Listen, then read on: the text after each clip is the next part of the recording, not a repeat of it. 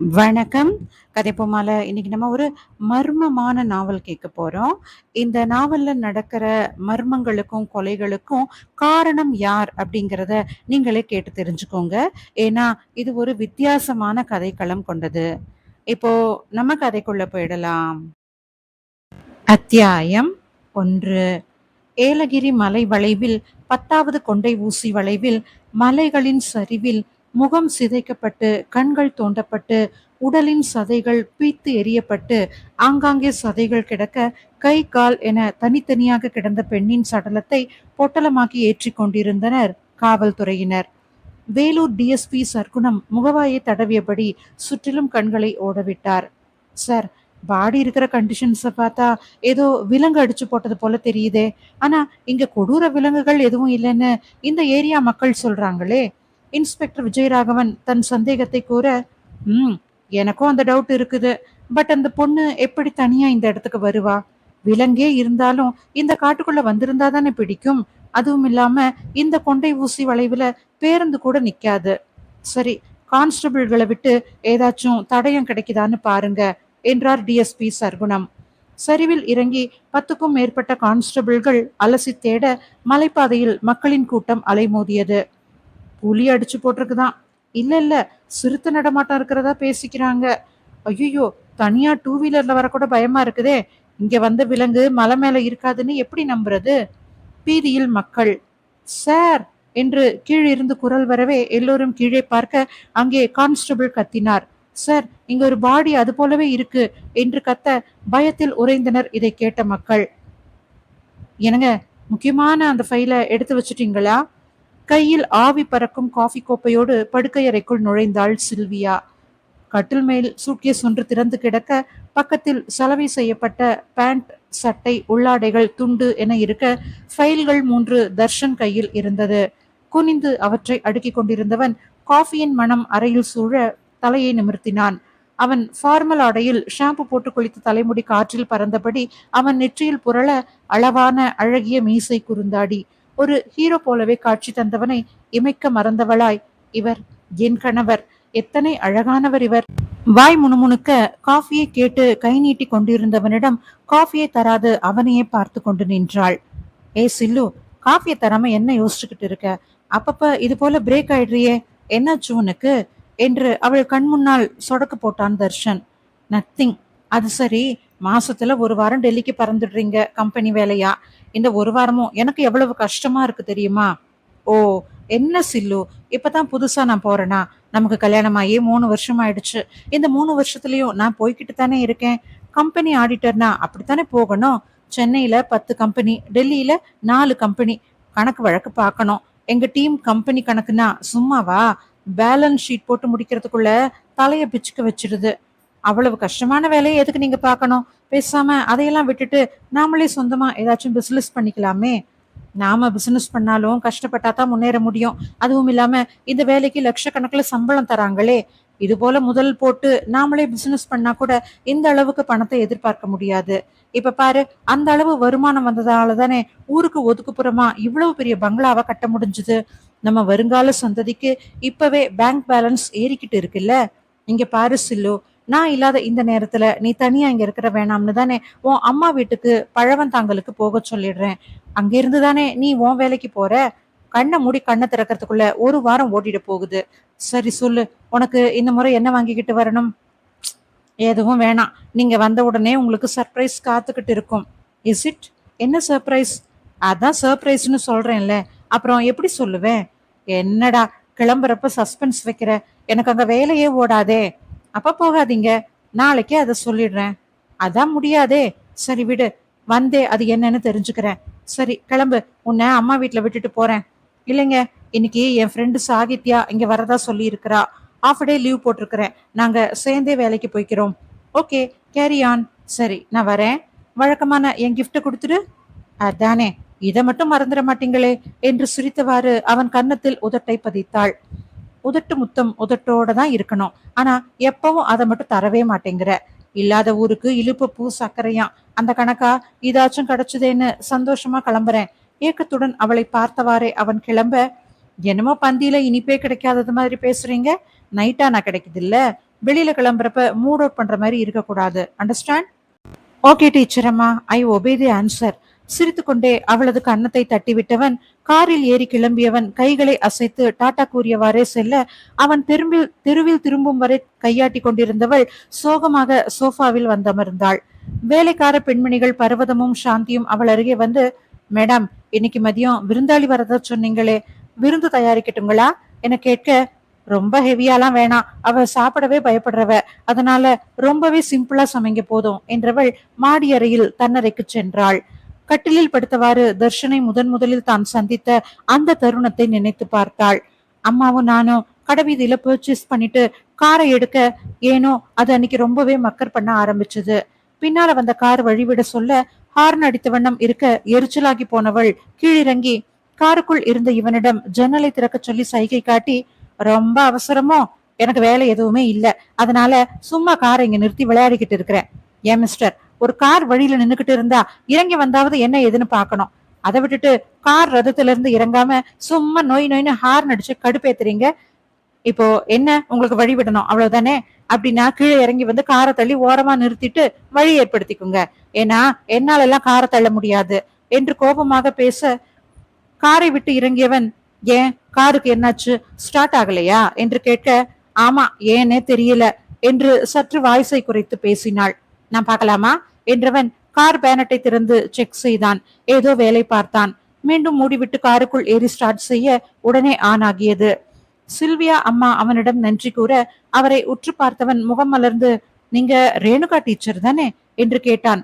ஆச்சரியமாக அவனை பார்த்தவர், ஆமா, நீ யாருப்பா, என்ன தெரிஞ்சு வச்சிருக்கிற என்று மகிழ்வோடு கேட்டவரிடம், டீச்சர், மதுரையில நான் உங்ககிட்ட 10th படிச்சவன், ஞாபகம் இருக்குதுங்களா, என் பெயர் தர்ஷன் என்று கையெடுத்து கும்பிட்டபடி கூறியதும், அப்படியா, ரொம்ப சந்தோஷம், சாரிப்பா எனக்கு நினைவுக்கே வரல, ஆனாலும் சந்தோஷமா இருக்கு, உன்னை போல ஸ்டூடெண்ட்டுகளை சந்திக்கும் போது ரொம்ப சந்தோஷம் என்றார் ரேணுகா. நீங்க இன்னொன்னையும் மறந்திருக்கிறீங்க, நான் உங்க கணவர் பிரபாகர் சாரோட நண்பர் மகன் என்றபோது அவனை ஆச்சரியமுடன் பார்த்தவர், ஓ, நீ சத்குரு அண்ணனோட பையனா, சாரிப்பா உங்களை எல்லாம் பார்த்து ரொம்ப நாளாச்சுல்ல, அதான் மறந்திருக்கிறேன் என்று தழுதழுத்த குரலில் அவர் பேசவே, ஆமா டீச்சர், நான் 10வது முடிச்ச உடனேவே நாங்க அப்பாவுக்கு டிரான்ஸ்பர் வந்ததுனால டெல்லிக்கு போயிட்டோம். அங்கிள் கூட அப்பா கிட்ட அப்பப்ப பேசுவாரு, ஆனா ரொம்ப நாளாவே அவர்கிட்ட இருந்து போன் வர்றதே இல்லைன்னு அப்பா புலம்பிக்கிட்டே இருந்தாரு. அவன் தன் கணவரை பற்றி கூறியதுமே கண்கள் கலங்கினார் ரேணுகா. ஒரு ஆக்சிடென்ட்ல அவர் போய் சேர்ந்துட்டாரு, அதனால நாங்களும் மதுரையை விட்டுட்டு என் அம்மா வீட்டுக்கு சென்னைக்கு டிரான்ஸ்பர் வாங்கிட்டு வந்துட்டோம். இவ என் மக சில்வியா, உனக்கு தெரியுமா இப்ப இவள? ஏன் தெரியாம டீச்சர், நான் அப்பா கூட உங்க வீட்டுக்கு வரும்போதெல்லாம் பார்த்திருக்கிறேன். அப்ப 4வதோ 5வதோ படிச்சதா எனக்கு ஞாபகம். இதை கேட்டு சில்வியா, எனக்கு உங்களை பார்த்த மாதிரியே நினைவில்லையே. சரி, இப்ப நாங்க கிளம்புறோம், ரொம்ப தேங்க்ஸ் ஹெல்ப் செஞ்சதுக்கு என்று அவள் காரில் ஏறினாள். இருமா, தர்ஷன் கிட்ட நம்பர் வாங்கிக்கிட்டு வரேன் என்ற ரேணுகா, எங்க வீடு கிழக்கு தாம்பரத்துல தான் இருக்குது, இந்தா என் விலாசம் என விசிட்டிங் கார்டு ஒன்றை எடுத்து தந்தவர், அப்பா அம்மாவை நான் ரொம்ப விசாரிச்சதா சொல்லுப்பா, ஒரு நாளைக்கு அவங்கள கூட்டிக்கிட்டு வாயேன், நான் அவங்கள பார்த்து எத்தனை வருஷமாச்சு என்றவரிடம் புன்னகையுடன், கண்டிப்பா கூட்டிக்கிட்டு வரேன் டீச்சர் என்று கிளம்பினான். அதன் பிறகு இரு வீட்டாரும் மாறி மாறி அவர்கள் இல்லத்திற்கு சென்று நட்பை பலப்படுத்த, அதே சமயம் சில்வியா தர்ஷன் காதலும் வளர்ந்து கொண்டே இருந்தது. இதை அறிந்து கொண்ட பெற்றோர் ஒரு சுப முகூர்த்தத்தில் இருவரையும் திருமண பந்தலால் இணைத்து வைத்தனர். ரேணுகா தன் தாய் வீட்டோடு இருந்து கொள்ள, தர்ஷனின் பெற்றோர் வெகு காலத்திற்கு பிறகு சொந்த ஊரான மதுரைக்கே சென்று விட்டனர். தர்ஷன் சில்வியா தங்களுக்கென தாம்பரம் அடுத்த மன்னிவாக்கத்தில் ஊருக்கு வெளியே எக்ஸ்டென்ஷன் ஏரியாவில் நிலம் வாங்கி பங்களா டைப்பில் வீடு கட்டி குடியேறிவிட்டனர். பக்கத்தில் தூரமாகவே அங்கொன்றும் இங்கொன்றுமாகவே வீடுகள் இருந்தன. வீட்டில் கூர்கா தோட்டத்தை பராமரிக்க 2 ஆண் வேலையாட்கள், வீட்டு வேலைக்கென்று 2 பெண்கள் என பாதுகாப்புக்கு ஆட்களை ஏற்பாடு செய்திருந்தான் தர்ஷன். இருவருக்கும் கார்கள் இருந்ததால், டிரைவிங் தெரிந்ததனால் வேலைக்கு இருவருமே தாங்களே ஓட்டி செல்வர். சில்வியா கிழக்கு கடற்கரை சாலையில் இயங்கும் மிகப்பெரிய சாப்ட்வேர் கம்பெனியில் பணிபுரிகிறாள். திருமணம் முடிந்து 3 ஆண்டுகள் ஆகியும் குழந்தை பிறக்கவில்லை. இன்னும் கொஞ்சம் போகட்டும், உடனே எதற்கு என்று தர்ஷன் கூறிவிடவே 2 வருடங்கள் தள்ளி வைத்தனர். இப்போது குழந்தை வேண்டும் என்று நினைக்க நாட்கள் தள்ளி செல்லவே இல்லை சில்வியாவுக்கு. இருவரும் மருத்துவ சோதனை செய்து கொண்டனர். சில்வியாவுக்கு தான் கவலை பிடித்துக் கொண்டது. தர்ஷனோ இதற்கெல்லாம் கவலைப்பட்டதாகவே தெரியவில்லை. இப்ப என்ன, டெஸ்ட் டியூப் பேபிக்கு முயற்சிக்கலாம், கவலையை விடு என்று ஒற்றை வார்த்தையில் அடக்கி விடுவான். மணி 12 நெருங்கவே தனது தோழியை வரவேற்க கீழே வந்து போர்டிகோவில் வந்து நின்றாள். சாகித்யா விலை உயர்ந்த கார் வழுக்கி கொண்டு வந்து நின்றது போர்டிகோவில். பெயருக்கேற்றாற் போலவே நெடிய உருவம், கம்பீரமான தோற்றம், ஜீன்ஸ் டி-ஷர்ட், பாய்கட் ஹேர் ஸ்டைல், கண்களில் விலை உயர்ந்த கண்ணாடி, கையில் வாட்ச், கழுத்தில் எந்த ஆபரணமும் இன்றி இருக்க காதில் மட்டுமே சிறு வைர கம்மல் ஜொலித்தது. தோழிகள் இருவரும் கட்டிப்பிடித்துக் கொள்ள வெகு நாள் கழித்து சந்திப்பதால் ஹாலில் சோஃபாவில் அமர்ந்தபடியே அரட்டை அடித்துக் கொண்டிருந்தனர். மதிய உணவுக்கு பிறகு அவளது அறையில் அரட்டை, சிறிது தூக்கம் என பொழுது கழிய இரவு 7 மணி அளவில் சாகித்யா கிளம்பினாள். என் கணவர் ஊர்ல இல்ல, நீ இன்னைக்கு ராத்திரி இங்கே தங்கிட, எனக்கும் கம்பெனி கொடுத்தது போல இருக்கும். சில்வியா கூறவே தலையாட்டினாள் சாகித்யா. இரவு 11 மணி அளவில் மற்றொரு அறையில் இருவரும் படுப்பது என்று முடிவானது. பேசிக்கொண்டே இருந்தார்கள். சாகித்யா தனது தந்தையின் கம்பெனியினை கவனித்துக் கொள்கிறாள். ஓய்வு கிடைத்தால் தோழிகளை சந்திக்க கிளம்பி விடுவாள்.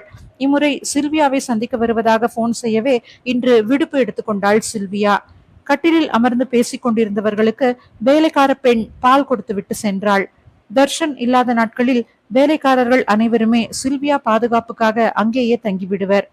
இரவு 1 ஆகிவிட்டது. அருகருகே படுத்தவர்கள் சட்டென ஜன்னலை கவனித்தனர். ஜன்னல் அருகே நெடிய உருவமாக திரைச்சீலையில் தெரியவே ஒருவரை ஒருவர் பார்த்து கொண்டனர். யாரது என்றபடி சில்வியா எழுந்து கதவை திறந்தாள். அத்தியாயம் 2. சில்வியா, 6 மாசமாச்சா நம்ம சந்திச்சு? சாகித்யா பாலை குடித்து கொண்டே கேட்க, இருக்கும் இருக்கும், நம்ம ராதா கல்யாணத்துல சந்திச்சது. அதுக்கு பிறகு பார்க்கவே முடியல. எங்க நீதான் ரெக்க கட்டி பிளைட்லயே பறந்துகிட்டு இருக்கிறியே, எப்படி சந்திக்கிறது? என்ன பண்றதுப்பா, பிசினஸ்ல இறங்கிட்டா நம்ம கடுமையா உழைச்சாதான் முன்னேற்றத்தை காண முடியும் பாத்துக்க. மேனேஜர் இருக்காரு, சூப்பர்வைசர் இருக்காருன்னு நம்ம நிதானமா அடி எடுத்து வச்சா வரக்கூடிய நிகர லாபம் கூட கிடைக்காம போயிடும். எப்பவுமே கொண்டவன் கண்காணிப்புலயே தான் எதுவும் வளரணும். இல்லாட்டி வேலையே பயிர மேய்ஞ்சாலும் மேய்ஞ்சிடும். அதுக்கெல்லாம் இடம் கொடுத்துட கூடாது இல்லையா? சாகித்யா கூறியதை தனக்கானதாக எடுத்துக்கொண்ட சில்வியா, ஆமாண்டி, நீ சொல்றதும் வாஸ்தவம் தான். கொண்டவன் பார்வையால பயிர் வளரணும், அப்பதான் அதோட வளர்ச்சியை கண்டு ஆனந்தப்படுவான் என்றவள் தன் வயிற்றை தடவினாள். என்னடி வயிற்று தடவர? ஏதாவது விசேஷமா? இருக்கும்னு தான் நினைக்கிறேன். ஏன்னா உன்னோட முகம் பளபளன்னு இருக்கு, உடம்பு கூட பூசினா போல தெரியுது. வந்த உடனே கேட்கணும்னு இருந்தேன், பேச்சு சுவாரஸ்யத்துல மறந்தே போயிட்டேன். சிறிது நேரம் பேசாது மௌனமாக இருந்தவள் சாகித்யாவின் கையை பிடித்துக்கொண்டு, சாகி, 3 வருஷமா ஒவ்வொரு மாசமும் நான் எதிர்பார்த்தே ஏமாந்திருந்தேன். அவர் என்னமோ இதுல இன்ட்ரெஸ்டே இல்லாம இருக்காரு. ஆனா எனக்கு மட்டும் ஒரே ஒரு ஆசைடி. எனக்கா ஒரு குட்டி தர்ஷனோ குட்டி தர்ஷினியோ இந்த வீட்டுல தவழ்ந்து விளையாடணும்னு ஏக்கமே பெருசா வளர, அவரோ இப்ப எதுக்கு பாத்துக்கலாமேன்னு சொல்லிடுறாரு. அவர் இல்லாத நேரத்துல தலையணை நனையறதுதான் என்னோட வாடிக்கையான நிகழ்வா இருந்துச்சுடி. ஆனா பாரு, போன மாசம் டேட் தள்ளி போயிடுச்சு. எதுக்கும் 40 நாள் ஆகட்டும் அவர்கிட்ட சொல்லலான்னு இருந்தேன். நேத்து தான் டாக்டர் கன்ஃபார்ம் பண்ணாங்க. இந்த விஷயத்த என் அம்மா கிட்ட கூட நான் சொல்லல. ஏன்னா முதல்ல இவர்கிட்ட தான் சொல்லி அவர் தோல்ல சாஞ்சி ஆனந்த கண்ணீரை விடணும்னு நினைச்சேன். நான் அவர் வரவை எதிர்பார்த்துக்கிட்டு இருந்தா அவர் டெல்லி ஃபிளைட் டிக்கெட்டோட வரார். எனக்கு சப்புன்னு போயிடுச்சு. இன்னைக்கு அவரையும் லீவ் போட சொல்லிட்டு மாங்காடு கோயிலுக்கு போய் அர்ச்சனை பண்ணிட்டு அப்படியே அம்மாவை பார்த்து சொல்லணும்னு பிளான் போட்டு இருந்தேன். இவர் காலையிலேயே கிளம்பணும்னு சொன்னதுமே கொதிக்கிற பால தண்ணீரை தெளிச்சு அடக்கி விட்டது போல மனசு துவண்டு போயிடுச்சு. எத்தனை ஆசையா இருந்தேன் தெரியுமா? நான் சொல்ல சொல்ல அதை கேட்டு அவர் காட்டுற எக்ஸ்பிரஷன்ஸ பாக்கணும்னு போன்ல கூட சொல்லல. அதான் மனசு கஷ்டமா இருக்கு. உன் வேதனை புரியுதுடி. ஆனா அவர் தொழில் அப்படி. எப்பவுமே அடிக்கடி அவர் டெல்லி போறது தானே. நீ நைட்டே அவர்கிட்ட இதை சொல்லி இருக்கணும். ஒருவேளை அந்த சந்தோஷத்துல அவர் ப்ரோக்ராம கேன்சல் கூட பண்ணி இருக்கலாம். வேணான்னு தான் சொல்லல. அவர் போகலைன்னா அந்த கம்பெனியோட இந்த மாசம் வேலை பெண்டிங் ஆயிடும். அப்புறம் அதையும் சேர்த்து 10 நாளாச்சும் அங்க தங்க வேண்டி வரும் அடுத்து போகும்போது. போயிட்டே வரட்டும், ஆக்க பொறுத்தவ ஆற பொறுக்க மாட்டேனா?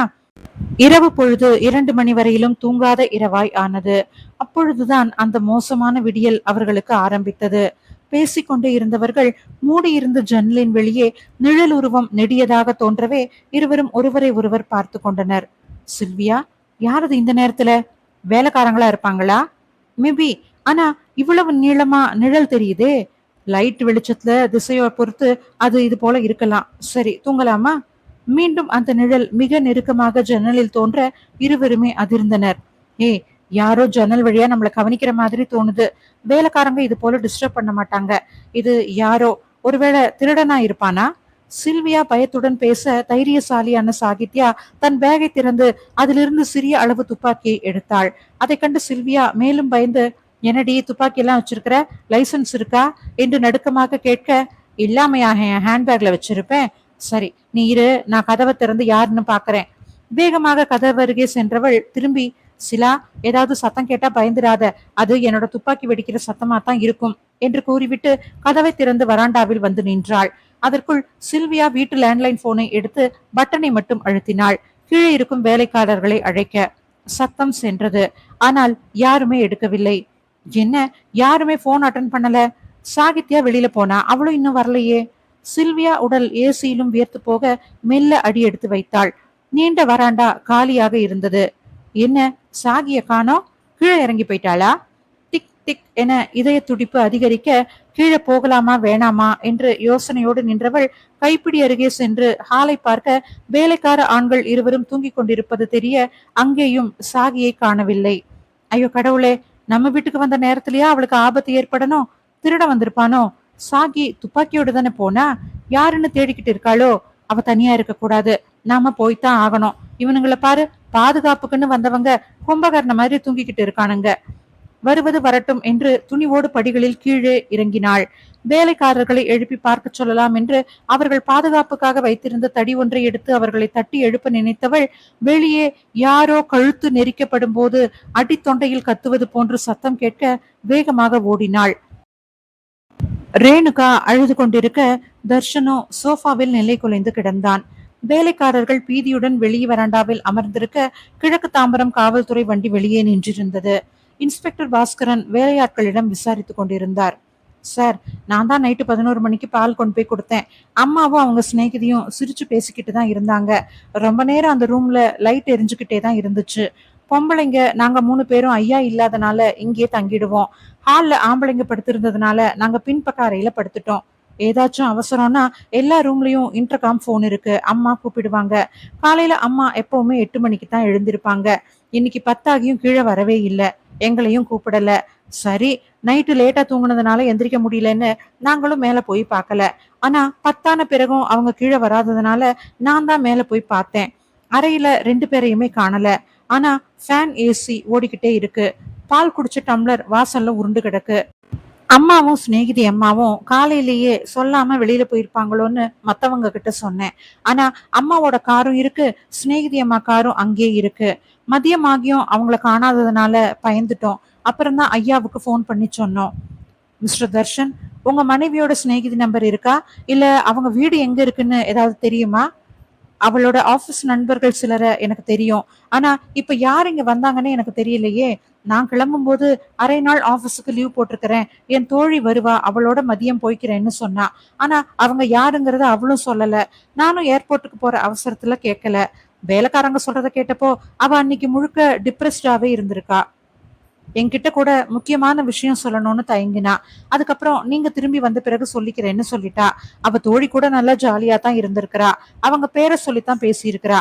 ஏமா இங்க வாங்க என்று வேலைக்காரம்மாவை கூப்பிட்டவன், அம்மா அவங்க சிநேகிதிய ஏதோ பேரு சொல்லி கூப்பிட்டுதா சொன்னீங்களே, அத இன்ஸ்பெக்டர் கிட்ட சொல்லுங்க என்றான். சாகி சாகின்னு தான் கூப்பிட்டாங்க. முழு பெயரே அதுதானா இல்ல சுருக்கி கூப்பிட்டாங்களான்னு தெரியல. அந்த அம்மாவும் எங்க வீட்டம்மாவ சில்லு சில்லுன்னு தான் கூப்பிட்டாங்க. அவங்க எந்த ஊர்ல இருந்து வந்தாங்கன்னு உங்களுக்கு ஏதாவது தெரியுமா தர்ஷன்?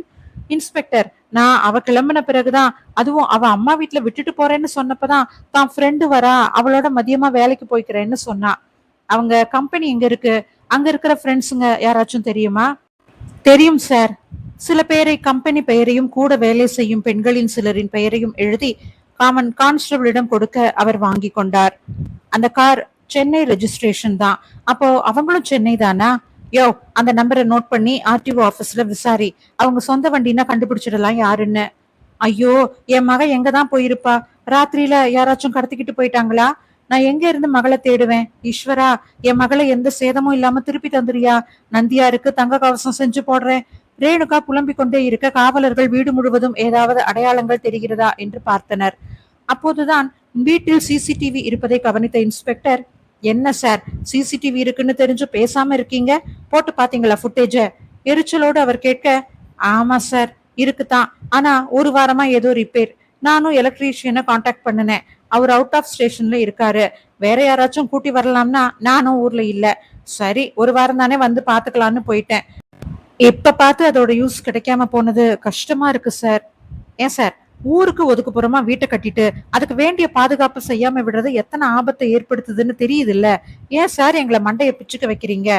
அப்போது தர்ஷனுக்கு போன் வர, தாங்கள் ரெகுலராக செல்லும் மருத்துவமனை டாக்டர் காயத்ரி என்றிருக்க, காயத்ரி சில்வியாவுடன் 12ஆம் வகுப்பு வரை ஒன்றாக படித்த தோழி.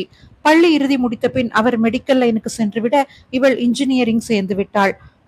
மருத்துவத்தில் மகப்பேறு பிரிவில் தேர்ந்து குரோம்பேட்டையில் கிளினிக் வைத்திருக்கிறார். திருமணமாகி வந்ததிலிருந்து காயத்ரியிடம்தான் சென்று வருவாள் தர்ஷனுடன். பள்ளி தோழி என்பதனால் எந்த விஷயமாக இருந்தாலும் பேசுவாள். டாக்டர் எதுக்கு இப்போ போன் பண்றாங்க? கடவுளே, அவளுக்கு ஏதாச்சும் ஆகி ஆஸ்பத்திரியில இருக்காளோ? பதட்டத்துடன் அவன் ஹலோ டாக்டர் என்று கூற, தர்ஷன் சார், சில்வியா எப்படி இருக்காங்க? அவங்கள கவனமா பாத்துக்கோங்க. 3 மாசத்துக்கு எங்கேயும் ஜேர்னி பண்ண வேண்டாம். இன்னைக்கு வர சொல்லி இருந்தேன், ஏன் அவங்க வரல? நாளைக்கு கண்டிப்பா கூட்டிக்கிட்டு வந்துருங்க, பிளட் டெஸ்ட் எடுக்கணும் என்று கூற, இவனுக்கோ ஒன்றுமே புரியவில்லை. பதட்டமாக, மேடம் நீங்க என்ன சொல்றீங்கன்னே புரியல. சில்வியா என்கிட்ட எதுவுமே சொல்லலையே என்றதும், அப்படியா? சந்தோஷம் தாங்காம உடனே உங்களுக்கு சொல்லி இருப்பான்னு நினைச்சேன். சரி, அவ ஏதோ காரணத்துக்காக தான் சொல்லாம இருந்திருப்பா. அவளே சொல்லட்டுமே. சரி, நாளைக்கு வந்துருங்க என்று போனை வைத்துவிட, அது தெரியாது. ஹலோ ஹலோ என்று இவன் சத்தமாக கூப்பிட, இன்ஸ்பெக்டர் மற்றும் கான்ஸ்டபிள்கள், ரேணுகா, வீட்டின் வேலையாட்கள் அனைவருமே அவன் அருகே கூடிவிட்டனர். என்னாச்சு மாப்பிள்ள? சிலா எங்க இருக்கான்னு தெரிஞ்சிருச்சா? போன்ல யாரு பேசுனது என்று வேகமாக கேட்க, அவன் எதுவும் கூறாது மௌனமாக நிற்க, என்ன சார், யார் போன்ல? ஏன் எதுவும் சொல்லாம இருக்கீங்க? இன்ஸ்பெக்டர் அதட்டலாக கேட்கவே, டாக்டர் காயத்ரி தான் பேசுனாங்க. ஆனா அவங்க என்ன சொன்னாங்கன்னு எனக்கு புரியல என்று அவர் பேசியதை கூறினான்.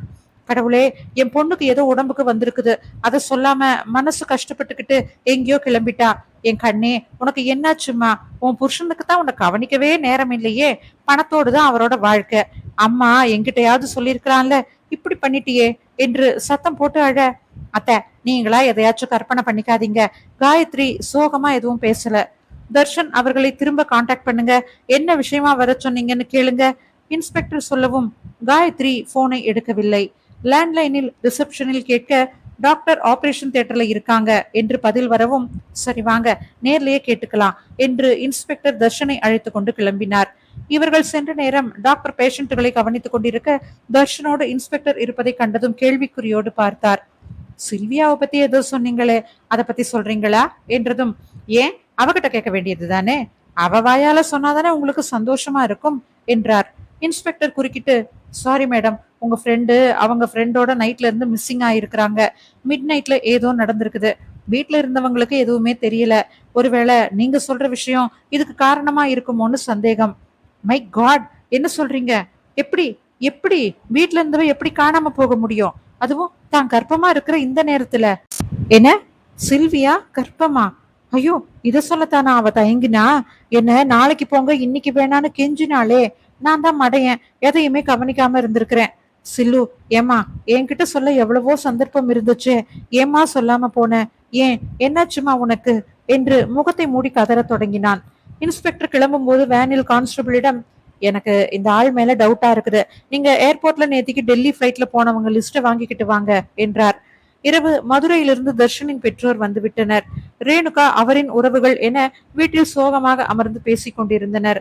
சோஃபாவிலேயே கண்களை மூடி படுத்திருந்தான் தர்ஷன். அவனின் தந்தை தொலைக்காட்சியில் செய்திகள் பார்த்து கொண்டிருக்க, ஏலகிரி செல்லும் வழியில் பள்ளத்தாக்கில் கர்ப்பிணி பெண்கள் 2 கோரமாக கொலை என்று வாசித்துக் கொண்டிருக்க, சட்டென்று எழுந்தவன் சில்வியா என்று கத்தி மயங்கி விழுந்தான். கான்ஸ்டபிள் இன்ஸ்பெக்டர் பாஸ்கரிடம், சார், நேற்றுக்கு காலையில இருந்து நைட்டு போற எல்லா டெல்லி பிளைட் லிஸ்டையும் பார்த்தாச்சு. அந்த அம்மாவோட கணவன் தர்ஷனோட பேரு லிஸ்ட்லயே இல்ல என்றார். அத்தியாயம் 3.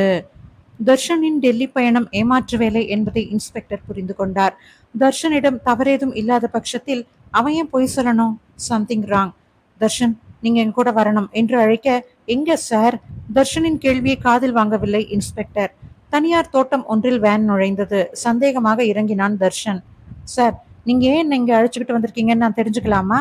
சொல்றேன். அதுக்கு முந்தி இது யாருடைய இடம், எதுக்காக இங்க வந்திருக்கோம்னு சொல்லிடுறேன். இந்த கார்டன் ஒரு அழகிய காதலர்களின் நினைவால உருவாக்கப்பட்டது. ஆமா, அந்த காதலர்கள் இப்ப உயிரோட இல்ல. நீங்க யோசிக்கிறது புரியுது. ஏன் அவங்க தற்கொலை செஞ்சுக்கிட்டாங்களா இல்ல கொலை செய்யப்பட்டாங்களான்னு? ரெண்டுமே இல்ல. அந்த பொண்ணுக்கு உலகத்திலேயே மிக அரிதான ஒரு நோய். அந்த பையன் மிகப்பெரிய கோடீஸ்வரர் பையன். இந்த பொண்ணோட ட்ரீட்மெண்ட்டுக்கு டோனரா வந்தவன். இந்த பொண்ணு வசதியான வீட்டு பொண்ணுதான், மருத்துவரும் கூட. ஆனாலும் தன்னோட வைத்தியத்தோட செலவை சமாளிக்க முடியாத அளவுல இருந்தது. இந்த பொண்ணோட பழகியவனுக்கு அவளோட தைரியம் தன்னம்பிக்கை ரொம்பவும் பிடிச்சு போக ரெண்டு ஃபேமிலியும் இவங்க காதலுக்கு ஆதரவு தந்தாங்க. உலகத்துல நல்லவங்களும் இருக்காங்கன்றது இவங்கள பார்த்தாலே தெரியும். கல்யாண நாள் குறிச்சாங்க. ஆனா கல்யாணம் நடக்கல. அதுக்கு முந்தி அந்த பொண்ணு தான் உயிரை இழந்துட்டா. அந்த பையன் அழவே இல்ல, பக்கத்திலேயே உட்கார்ந்துகிட்டு இருந்தான். எடுக்கிற வரைக்கும் சில போல. அப்புறம்தான் தெரிஞ்சது அவன் அவளோடவே போயிட்டான்னு. அவங்களோட கல்லறை தான் இங்க இருக்குது. இவ்வளவு அழகான காதல நிஜமா நான் பார்த்ததே இல்ல. இவ்வளவு தெரிஞ்சு வச்சிருக்கீங்களே எப்படின்னு கேட்க தோணுதில்ல? அந்த பையன் என்னோட தம்பி. சரி, உங்க குடும்ப துக்கத்தை இந்த நேரம் ஏன் என்கிட்ட சொல்ல வரீங்க? இந்த காதல்ல கிவ் அண்ட் டேக் பாலிசி எதுவுமே இல்ல. மனுஷ ஆத்மாவை மட்டுமே நேசிச்சாங்க. ஆத்மாவை நேசிக்க தெரிஞ்சவனுக்கு அத பொக்கிஷமா பாதுகாக்க மட்டுமே தெரியும். சரி, சொல்லுங்க, நீங்க ஆத்மாவை நேசிச்சவரா இல்ல கிவ் அண்ட் டேக் பாலிசிதாரரா?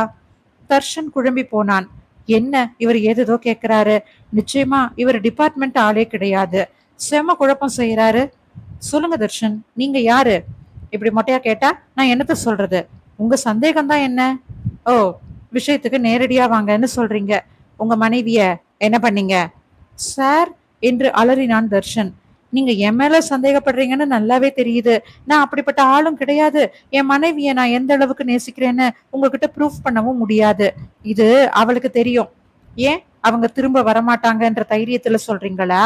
சரி, நேரடியாவே கேட்டுடுறேன். நீங்க டெல்லி போகல, அது உண்மைதானே? சட்டென முகம் இருண்டது. கைகளை பிசைந்தபடி மௌனமாக இருந்தான் தர்ஷன். என்னடா, விஷயம் தெரிஞ்சிடுச்சு என்ற பயம்தானே? ஆமாம், கண்டுபிடிச்சது அதிர்ச்சிதான். தலை முழுவதும் பாரமாக இருக்க மெல்ல கண் விழித்தாள் சாகித்யா. அம்மா என்றபடி தலையை பிடித்தபடியே எழுந்தமர்ந்தாள். தான் எங்கிருக்கிறோம்? இது நம்ம ரூம் போல இல்லையே. எதுவுமே புரியாது அலங்க மலங்க விழித்தபடி சுற்றுமுற்றும் பார்த்தாள். மூலையில் சில்வியா கை கால்கள் கட்டப்பட்டு வாயில் துணி வைக்கப்பட்டு உருட்டி விட்டது போல சுருண்டு படுத்திருந்தாள். மை காட், சிலா, இவ ஏன் இப்படி? வேகமாக எழுந்தவள் தடுமாறி விழுந்தாள். அவள் கால்கள் இரும்பு சங்கிலியால் கட்டப்பட்டிருந்தது. யாரு? ஏய், யாரது? ஏய் நிழலே, நீதான் எங்களை இப்படி கொண்டு வந்து கட்டி போட்டிருக்கேன்னு தெரியுது. தைரியம் இருந்தா முன்னால வந்து நில்லு. பேடி பயலே, யாருடா நீ? ஏன்டா எங்களை கடத்தி இருக்கிற? மரியாதையை எங்களை விட்டுடு, இல்ல நீ என் கையாலேயே சாவ. சாகித்யா சத்தம் போட்டு கத்தினாள். அப்போது சில்வியா முனகும் சத்தம் கேட்க, சிலா, சிலா, இந்த பக்கமா திரும்பு, பயப்படாத, சாகி நான் இருக்கிறேன், நீ பயப்படாத, என பாருடி என்று கத்தினாள். சிலாவிடமிருந்து நோ ரெஸ்பான்ஸ். நல்ல வேளை கைகளை கட்டவில்லை. மெல்ல நகர ஆரம்பித்தாள். கொஞ்ச தூரம்தான். சங்கிலி இழுக்க ஆரம்பித்தது. சிலா, இங்க பாரேன், சிலா, எழுந்திருமா சிலா என்று தரையில் கைகளை தட்டி சத்தம் எழுப்பினாள். இந்த சங்கிலிய கழட்டினாதான் உண்டு. இனி ஓரடி கூட நகர முடியாது. சுற்றுமுற்றும் பார்த்தவள் கைக்கு ஏதாவது கிடைக்குமா என்று பார்த்தாள். தான் இருக்கும் சுவற்றின் ஓரம் இரும்பு ராடு ஒன்று கிடப்பதை காண்கிறாள். முகம் கொஞ்சம் பளிச்சிட அதை எப்படியாவது எடுத்துவிட வேண்டும் என்று அந்த திசையில் நகர்ந்தாள். அது கூட எட்டவில்லை. படுத்தபடி கொஞ்சம் முன்னேறினாள். கை கெட்டும் தூரம்தான். கைகளை நீட்டி எட்டி எட்டி அதை தொட முயன்றாள். கைகள் அசதியானதுதான் மிச்சம். சோர்வாகி அப்படியே கிடந்தாள். நேத்து நைட்டு நாம நிழலா ஏதோ தெரியவே மாடியில இருந்து கீழே இறங்கினோம். தோட்டத்து பக்கம் ஏதோ சத்தம், நாய் வேற குறைச்சது. அப்போ திருடன் தோட்டத்துலதான் இருக்கான்னு துப்பாக்கிய நீட்டியபடியே நாம போனோம். செடி ஆட அங்க அதை விலக்கி பார்த்தோம். அப்போ ஏதோ ஒரு ஸ்மெல். அதுக்கப்புறம் நடந்தது எதுவுமே தெரியல. இதோ இங்க அடப்பட்டு கிடக்குறேன். ஆனா சிலா எப்படி மாட்டினா? அவளை ரூமுக்கே சென்று கடத்திட்டாங்களா? அப்படித்தான் இருக்கும். யாரு கடத்தி இருப்பாங்க? நம்ம எதிரியா இல்ல சிலா குடும்பத்து எதிரியா? பாவம் சிலா நேத்துதான் சந்தோஷமா இருந்தா. தான் கர்ப்பமா இருக்கிறத தன்னோட புருஷன் கிட்ட சொல்லி எதிர்பார்த்து ஆசையோட காத்துக்கிட்டு இருந்தா. பெருமூச்சு எழுந்தது சாகிக்கு. அவ மட்டுமா கர்ப்பம்? நாமளும் கூட தானே கர்ப்பமா இருக்கோம். இதுக்கு ஒரு தீர்வு கிடைக்கத்தானே நேத்திக்கு சிலாவை தேடி வந்தோம். ஆனா இப்போ ஐயோ கடவுளே, இங்க இருந்து எங்களை எப்படியாவது காப்பாத்திடு. டேடி என்ன காணாம தவிச்சு போயிருப்பாரு. டேடி, நான் கிளம்பி வந்தப்ப கூட உங்ககிட்ட சொல்லாமலேயே வந்துட்டேன். Sorry daddy. எப்போ உங்க பேச்ச மீறி நான் எது செஞ்சாலும் அது தப்பா தான் முடியுது என் வாழ்க்கைய போல. நான் உங்ககிட்ட பெர்மிஷன் கேட்டப்போ நீங்க வேண்டான்னு சொன்னீங்க. ஆனா நீங்க ஊர்ல இல்லாதப்ப கிளம்பி வந்துட்டேன். இப்போ அதுக்கானதான் நான் தண்டனையை அனுபவிக்கிற மாதிரி இருக்குது. நான் மட்டும் இல்லாம சிலாவையும் மாட்ட வச்சுட்டேன். அப்பவே அவ சொன்னா, வேணா நீ வெளியில போகாதன்னு. அதை மீறித்தானே வெளியில வந்தேன். சாகி, தைரியத்தை இழக்காத. எப்படியாச்சும் இங்கிருந்து தப்பிக்க பாரு. சும்மா யோசிச்சுக்கிட்டே இருக்காத. மனசு கட்டளையிட கொஞ்சம் தைரியமானாள். அந்த கம்பியை கைகளில் பிடித்து இழுத்தாள். கம்பியின் மறுமுனை சுவற்றில் கட்டப்பட்டிருந்தது. லேசாக சுவற்றின் மண் கொட்ட ஆரம்பித்தது. அட, இது மண் சுவரா? அப்ப இழுத்தா வந்திரும்னு தெரியுது. அப்போ பலத்தை அதிகரிச்சு இதை இழுத்து பார்ப்போமே.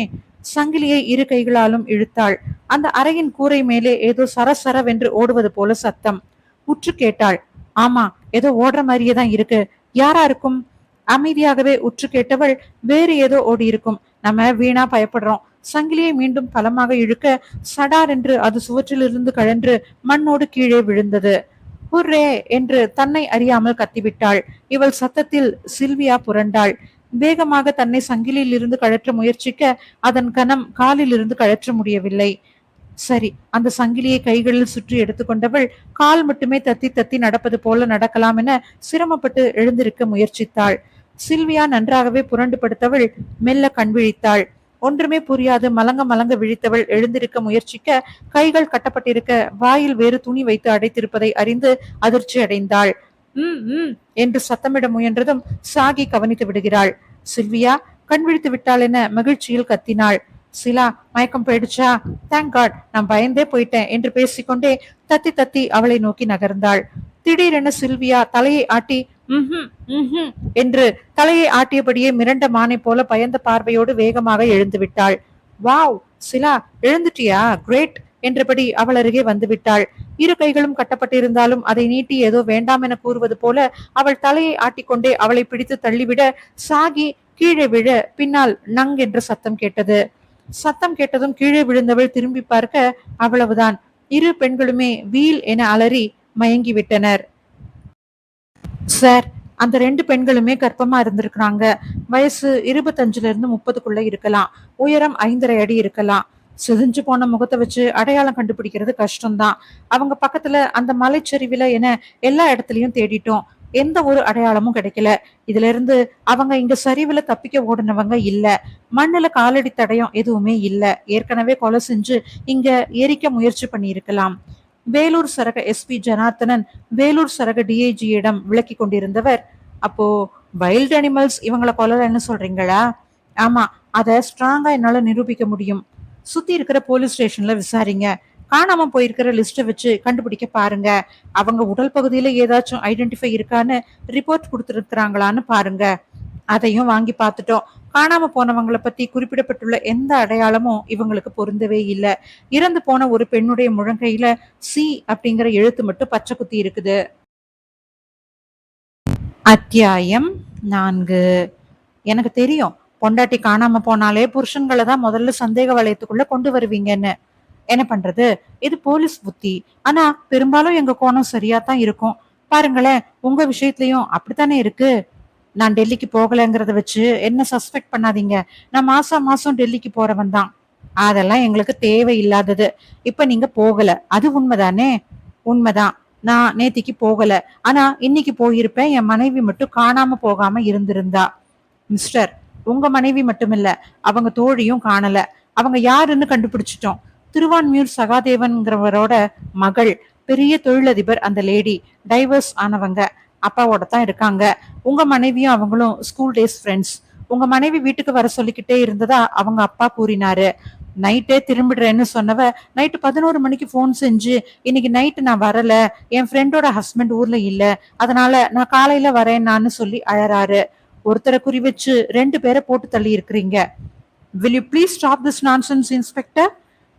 எந்தவித ஆதாரமும் இல்லாம ஒருத்தர் மேல அக்யூசேஷன் சொல்றது சரியே இல்ல. பாதிக்கப்பட்டவன் நான். ஒரு ஹியூமன் பீயிங்கா நடந்துக்கோங்க. போலீஸ் புத்திய எல்லா இடத்துலயும் காட்ட வேண்டாம். ஹியூமனா நாங்க நடந்துகிட்டா நிறைய குற்றவாளிகள் மகான்களா நாட்டுல உலாவிக்கிட்டு இருப்பாங்க. சரி, நீங்க எங்களுக்கு கிளாஸ் எடுத்ததெல்லாம் போதும். உங்ககிட்ட தப்பு இருக்குது.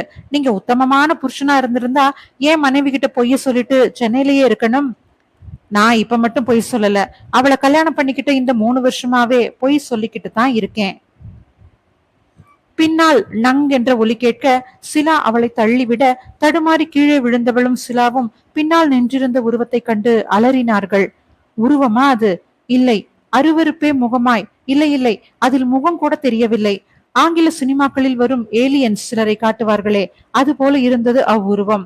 நீளமான கைகளில் நகங்கள் கூரிய கத்தி போல நீண்டிருக்க, கால்கள் தவளைக்கு இருப்பது போல இருக்க, தலையில் ஆண்டனா போல இரு பக்கமும் வானத்தை நோக்கி நிற்க, அது பார்க்கிறதா இல்லையா என்பதை கூட யூகிக்க முடியாதபடி அந்த முகத்தில் காணப்படவில்லை. ஐயோ சிலா, இதனை இவ்வளவு அருவருப்பான மனுஷன், பார்க்கவே பயமா இருக்குதே. இவனா இவனா நம்மள கடத்தினவன்? தரையில் விழுந்திருந்தவள் எழுந்திருக்காமலேயே அவ்வுருவத்தை கண்டு பயந்து பேசினாள். தன் கையில் இருந்த இரும்பு ராடு சாகி கீழே விழுந்ததில் அவள் தலையில் அடிக்க ஓங்கியது குறி தவறி விழுந்ததில் சிறிது அதிர்ச்சியானது போல நின்று விட்டது அவ்வுருவம். பின் மெல்ல கையை விரித்து சிலாவின் முடியை பற்றி எழுப்ப முயன்றது. சில்வியாவிற்கு இப்போது மயக்கம் தெளிந்து தாங்கள் எங்கேயோ மாட்டிக்கொண்டுள்ளோம் என்பதை புரிந்து கொள்ள முடிந்தது. கடவுளே, இதென்ன இப்படி ஒரு மிருகம்? நிஜத்துல இப்படியான உருவத்தை யாரும் பார்த்திருக்கவே முடியாதே. இதுதான் எங்களை கடத்துச்சா? சாகிக்கு சற்று தொலைவில் கீழே கிடந்த சிலா அவ்வுருவத்தையே பார்த்து கொண்டிருக்க, சாகி முடியை ஒரு கையால் பிடித்து தூக்கியது. பின் சிலாவை நோக்கி நெருங்கியது. தலைமுடியை கொத்தாக பிடித்து அது அவளை தர தரவென்று இழுத்ததால் வலி தாங்காது கத்தினாள் சாகி. ஏய், விடு விடு என்று திமிர அது மேலும் முடியை இருக்கியது. தன்னை நோக்கி அது வர வர பின்னால் நகர்ந்தபடியே சென்றவள் கட்டப்பட்டிருந்த கை எதிரேயோ மாட்டிக்கொண்டது. திரும்பி கூட பார்க்க முடியாதபடி கை கயிறு இருக்க அதை இழுக்க திமிரினாள். வந்துருச்சு, இதோ இன்னும் ஒரே 8 தான். கடவுளே, எங்களை காப்பாத்த வாயேன். சாகி இன்னமும் திமிரிக் கொண்டேதான் இருந்தாள். அவளால் குனிந்தபடி தரையை மட்டுமே பார்க்க முடிந்ததை தவிர வேறெதுவும் தெரியவில்லை. சிலாவால் நகர முடியாத நிலை ஏற்பட கால்களை உதைத்து தன்னை விடுவித்துக் கொள்ள போராடினாள். அது குனியாமலேயே அவளை இன்னொரு கையால் தலைமுடியை பற்றி தூக்கியது. கீழே மாட்டியிருந்த கைகள் எதிலிருந்தோ படாரென உடைந்து விழுந்த பொருளிலிருந்து விடுபட்ட மாதிரி தோன்றியது. தரைத்தளம் பலகைகளால இருக்க அந்த பலகை உடைந்து விழ மற்ற பலகைகளும் சட சடவென்று உடைந்து விழ இப்போது மூவருமே கீழே கீழே கீழே வந்து விழுந்தனர். ஆம், அது மரத்தாலான தரைத்தளம் கொண்ட மாடி அறை போல. ஒரு பலகை உடைய மற்ற பலகைகளும் உடைய தொடங்கியதே இதற்கு காரணம். கீழே விழுந்த வேகத்தில் சிலாவின் கைக்கட்டும் வாயிலிருந்த துணியும் விழுந்துவிட இப்போது அவள் சுதந்திரமாகிவிட்டாள். சாகியின் கால்களில் மாட்டப்பட்டிருந்த இரும்பு சங்கிலி இப்போது கழலவில்லை. கீழே விழுந்த வேகத்தில் அதனுடைய தலையில் இருந்த ஆண்டனா கடன்று தூரத்தில் விழுந்துவிட பீப் பீப் என ஒலி அதனுள் கேட்க தொடங்கியது. சாகி விழுந்து கிடந்த இடத்திற்கு வேகமாக சென்ற சிலா, சாகி சாகி, எழுந்திரு எழுந்திரடி என்று உலுக்கினாள். அந்த உருவம் மெல்ல எழுந்தது. அது எழுந்து நிற்க சிலா சாகியின் அருகில் ஒடுங்கி அமர்ந்தாள். எழுந்து நின்ற அவ்வுருவம் 2 அடி வைத்திருக்கும். அதற்கு மேலே இருந்து கொட்டி கிடந்த மரக்கட்டைகளில் தடுத்து மீண்டும் விழுந்தது. அது மீண்டும் விழுந்ததும் சிலா சற்று தைரியத்துடன் எழுந்து அமர்ந்தாள். அது எழுந்து ஓரடி வைத்தது, மீண்டும் விழுந்தது. இதை கண்டு சில்வியா குழம்பினாள். என்ன இது? ஏன் இது இப்படி கண்ணு தெரியாதவங்களை போல விழுந்துகிட்டே இருக்குது? சட்டென அவள் முகம் பளிச்சிட்டது. தூரத்தில் பீப் பீப் ஒலியுடன் கிடந்த ஆண்டனாவை பார்க்கிறாள். அந்த ஒலியை கேட்டே அது தடுமாறி மீண்டும் அத்திசை நோக்கி நடந்தது. இப்போது புரிந்து விட்டது சில்வியாவிற்கு.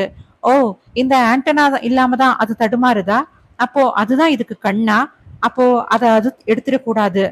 சாகியை விட்டு அவள் நடக்க பக்கத்தில் நின்றவாறு இருந்த மரக்கட்டை தடார் என்று இவள் இடித்ததில் கீழே விழுந்தது. பயந்தே விட்டாள் சிலா. ஐயோ போச்சு, அது கவனிச்சிருக்கும் என்று நடுங்கி அங்கேயே முட்டி போட்டார் போன்று அமர்ந்து விட்டாள். ஆனால் அதிசயம், அது இவ்வளவு பெரிய சத்தத்தை கேட்ட மாதிரியே இல்லை. தடுமாறி ஒவ்வொரு ஸ்டெப் வைப்பதிலேயே குறியாக இருந்தது. தேங்க் காட், காது கூட கேட்கல போல இருக்கு. அவ்வளவுதான். முட்டி போட்டபடியே வேகமாக சென்றவள் கீழே கிடந்த அந்த ஆண்டனாவை எடுத்துக்கொண்டாள். மீண்டும் அது போலவே முட்டி போட்டபடி சாகி அருகில் வந்து விட்டாள். சாகி மயக்கம் தெளிந்து இவள் செய்வதை கவனித்துக் கொண்டிருந்தாள். அருகில் வந்து சிலாவிடம், சிலா, என்ன இது? அதை ஏன் நீ எடுத்துட்டு வர என்றதும், சாகி, நீ கவனிக்கலையா? இது அந்த உருவத்து தலையில இருந்த ஆண்டனா. மேல இருந்து விழுந்ததுல அது கழண்டு தூர விழுந்திருக்குது. இது இல்லாம அதுக்கு கண்ணும் தெரியாது, காதும் கேட்காது போல. அது பாரு, இதை எடுக்கத்தான் தடுமாறி நடக்குது. ஆமா, அப்போ இதுதான் அதுக்கு முக்கியமானதோ? அது சரி, உன்னோட கை கட்டு எப்படி அழுந்துச்சு? நடந்ததை கூறியவள், நம்ம முதல்ல இங்கிருந்து தப்பிக்கணும். உன்னால நடக்க முடியுமா? எப்படி நான் நடக்க முடியும்? இது கனமான சங்கிலியால இருக்குது. இத கழட்டினா தான் என்னால நகரவே முடியும். இருடி, நான் அந்த பூட்டுக்கு சாவி எதுவும் இருக்குதான்னு பாக்குறேன் என்று கூறிவிட்டு அந்த ஆண்டனாவை கையில் வைத்துக் கொண்டே அந்த சங்கிலியை இழுத்து பார்த்தாள். என்ன ஆச்சரியம்! இரும்பு சங்கிலி தண்ணீர் போல கரைந்தோட தொடங்கியது. அச்சோ, இதென்ன மாயம்! இரும்பு தண்ணீர் போல உருகிடுச்சே! இருவரும் ஆச்சரியமாயினர். சாகி, உன் கால் சங்கிலி விடுபட்டு போச்சு. எல்லாமே இந்த ஆண்டனாவில தான் இருக்கு போல. சூட்சுமம் தெரிஞ்சுக்கிட்டோம். நாம இனிமே ஒரு நிமிஷம் கூட இங்க இருக்க கூடாது. வா, வெளியில முதல்ல ஓடிடலாம். அப்புறமா இது எந்த ஏரியான்னு கண்டுபிடிச்சிடலாம். சாகி கூறிவிட்டு சில்வியா கையை பிடித்துக்கொண்டு அந்த இடத்திலிருந்து வெளியே ஓட, அந்த உருவம் இப்போது பீப் பீப் சத்தம் தூரத்தில் கேட்பதை உணர்கிறது. வேலூர் சரக இன்ஸ்பெக்டர் தன் மேலதிகாரியிடம் இன்னொரு விஷயத்தையும் கூறுகிறார். அதை கேட்டதுமே அவர், என்ன என்று சத்தமாக கேட்டுவிட்டு படார் என்று சேரை தள்ளிவிட்டு எழுந்தார். அத்தியாயம் 5. வேலூர் இன்ஸ்பெக்டர் விஜயராகவன் தனது மேலதிகாரி சர்க்குணம் சாரிடம் மேலும் சில திடுக்கிடும் தகவல்களை கூறிக்கொண்டிருந்தார். சார், அந்த 2 கர்ப்பிணி பொண்களோட கர்ப்பப்பையில குழந்தைகளே காணவே இல்லை என்றதுமே திடுக்கிட்டு தன் இருக்கையிலிருந்தே எழுந்து விட்டார் சர்க்குணம். என்ன சொல்றீங்க விஜயராகவன்? அவங்க வயித்துல உள்ள குழந்தைகளை காணலையா? அது எப்படி? பதட்டமாகவும் குழப்பமாகவும் அவர் கேட்கவே, ஆமா சார், இந்த பெண்களுடைய வயிறு இப்ப எம்டியா தான் இருக்கு. இல்ல, நீங்க என்ன சொல்றீங்கன்னு எனக்கு புரியல. ஒருவேளை அந்த லேடிஸ் கர்ப்பமானவங்க இல்லையோ என்னமோ. அந்த குழப்பம் எனக்கும் வந்துச்சு சார். போஸ்ட்மார்ட்டம் செஞ்ச டாக்டர்ஸ் மிரண்டு போயிருக்கிறாங்க. இது சாத்தியமே இல்ல. கர்ப்பப்பைய கையால கிழிச்ச மாதிரி இருக்குது. உள்ள இருந்த 2-3 மாதங்களே உள்ள சிசுக்கள் அழிக்கப்படவே இல்ல. ஆனா அங்க அவை காணப்படவே இல்ல. மாறா அந்த குழந்தைங்களுக்கு ஆகாரம் தரக்கூடிய நெஞ்சுக்கொடி மட்டும் அறுபட்டு அங்க இருந்திருக்குது. மை காட், இது சாமானியன் செஞ்ச வேலை மாதிரி தெரியலையே. சைக்கோ கில்லரா இருப்பானோ? Maybe sir. இந்த மலை அவனுக்கு நல்லா தெரிஞ்ச இடமா இருந்திருக்கலாமோன்னு சந்தேகம் இருக்குது. இந்த இடத்தை தேர்ந்தெடுத்து ஏன் கொண்டு வந்து போடணும்? அப்படி சொல்ல முடியாது. இது டூரிஸ்ட் ஸ்பாட். யார் வேணும்னாலும் வந்து போகக்கூடிய இடம். அதுவும் இல்லாம அடர்த்தியான வனம். அது அவனுக்கு சாதகமா இருந்திருக்கலாம். எதுக்கும் இன்னும் பட்டாலியனை வரவழைச்சு இந்த மலை சரிவு பள்ளத்தாக்குல எல்லா இடத்துலயும் சர்ச் பண்ண சொல்லலாம். உங்களுக்கு தான் தெரியுமே, குற்றவாளி ஏதாவது ஒரு தடயத்தை அவனுக்கே தெரியாம விட்டுட்டு போவான். அது இந்த போலீஸ் புத்திக்கு மட்டுமே தெரியும். இன்ஸ்பெக்டர் பாஸ்கர், இது என் ஃபேமிலிக்கு இது நாள் வரைக்கும் தெரியாத ரகசியம். இப்போ என் மேல அதை காரணமாக்கி ஒரு பழி விழுந்திருக்குது. அதை நீக்கணும்னா அதை வெளியில சொல்றதுல எந்த தயக்கமும் எனக்கு இல்ல. எங்க அப்பாவோட தங்கை, என் அத்தை, பண்ணையில வேலை செய்யறவரை லவ் பண்ணி இருந்ததுனால அது தெரிஞ்சு அவருக்கு வேறொரு கல்யாணத்தை பண்ணி வைக்க ஏற்பாடு செஞ்சப்போ கல்யாணத்தன்னைக்கு லவரோட ஓடி போயிட்டாங்க. அப்போ நான் சின்ன குழந்தை. அதுக்கப்புறம் அவங்கள பத்தி எங்களுக்கு எதுவுமே தெரியாது. நான் இங்க சென்னைக்கு வேலைக்கு வந்த பிறகு என் கார்ல ஒரு பையன் 20 வயசு இருக்கும். அவன் அடிபட்டு விழுந்துட்டான். அவனை ஆஸ்பத்திரிக்கு எடுத்துக்கிட்டு போய் ட்ரீட்மெண்ட் கொடுத்து வீட்டுக்கு கூட்டிக்கிட்டு போனேன். அங்க வீட்டுல அவனோட அம்மா மனநிலை பாதிச்சு இருந்தாங்க.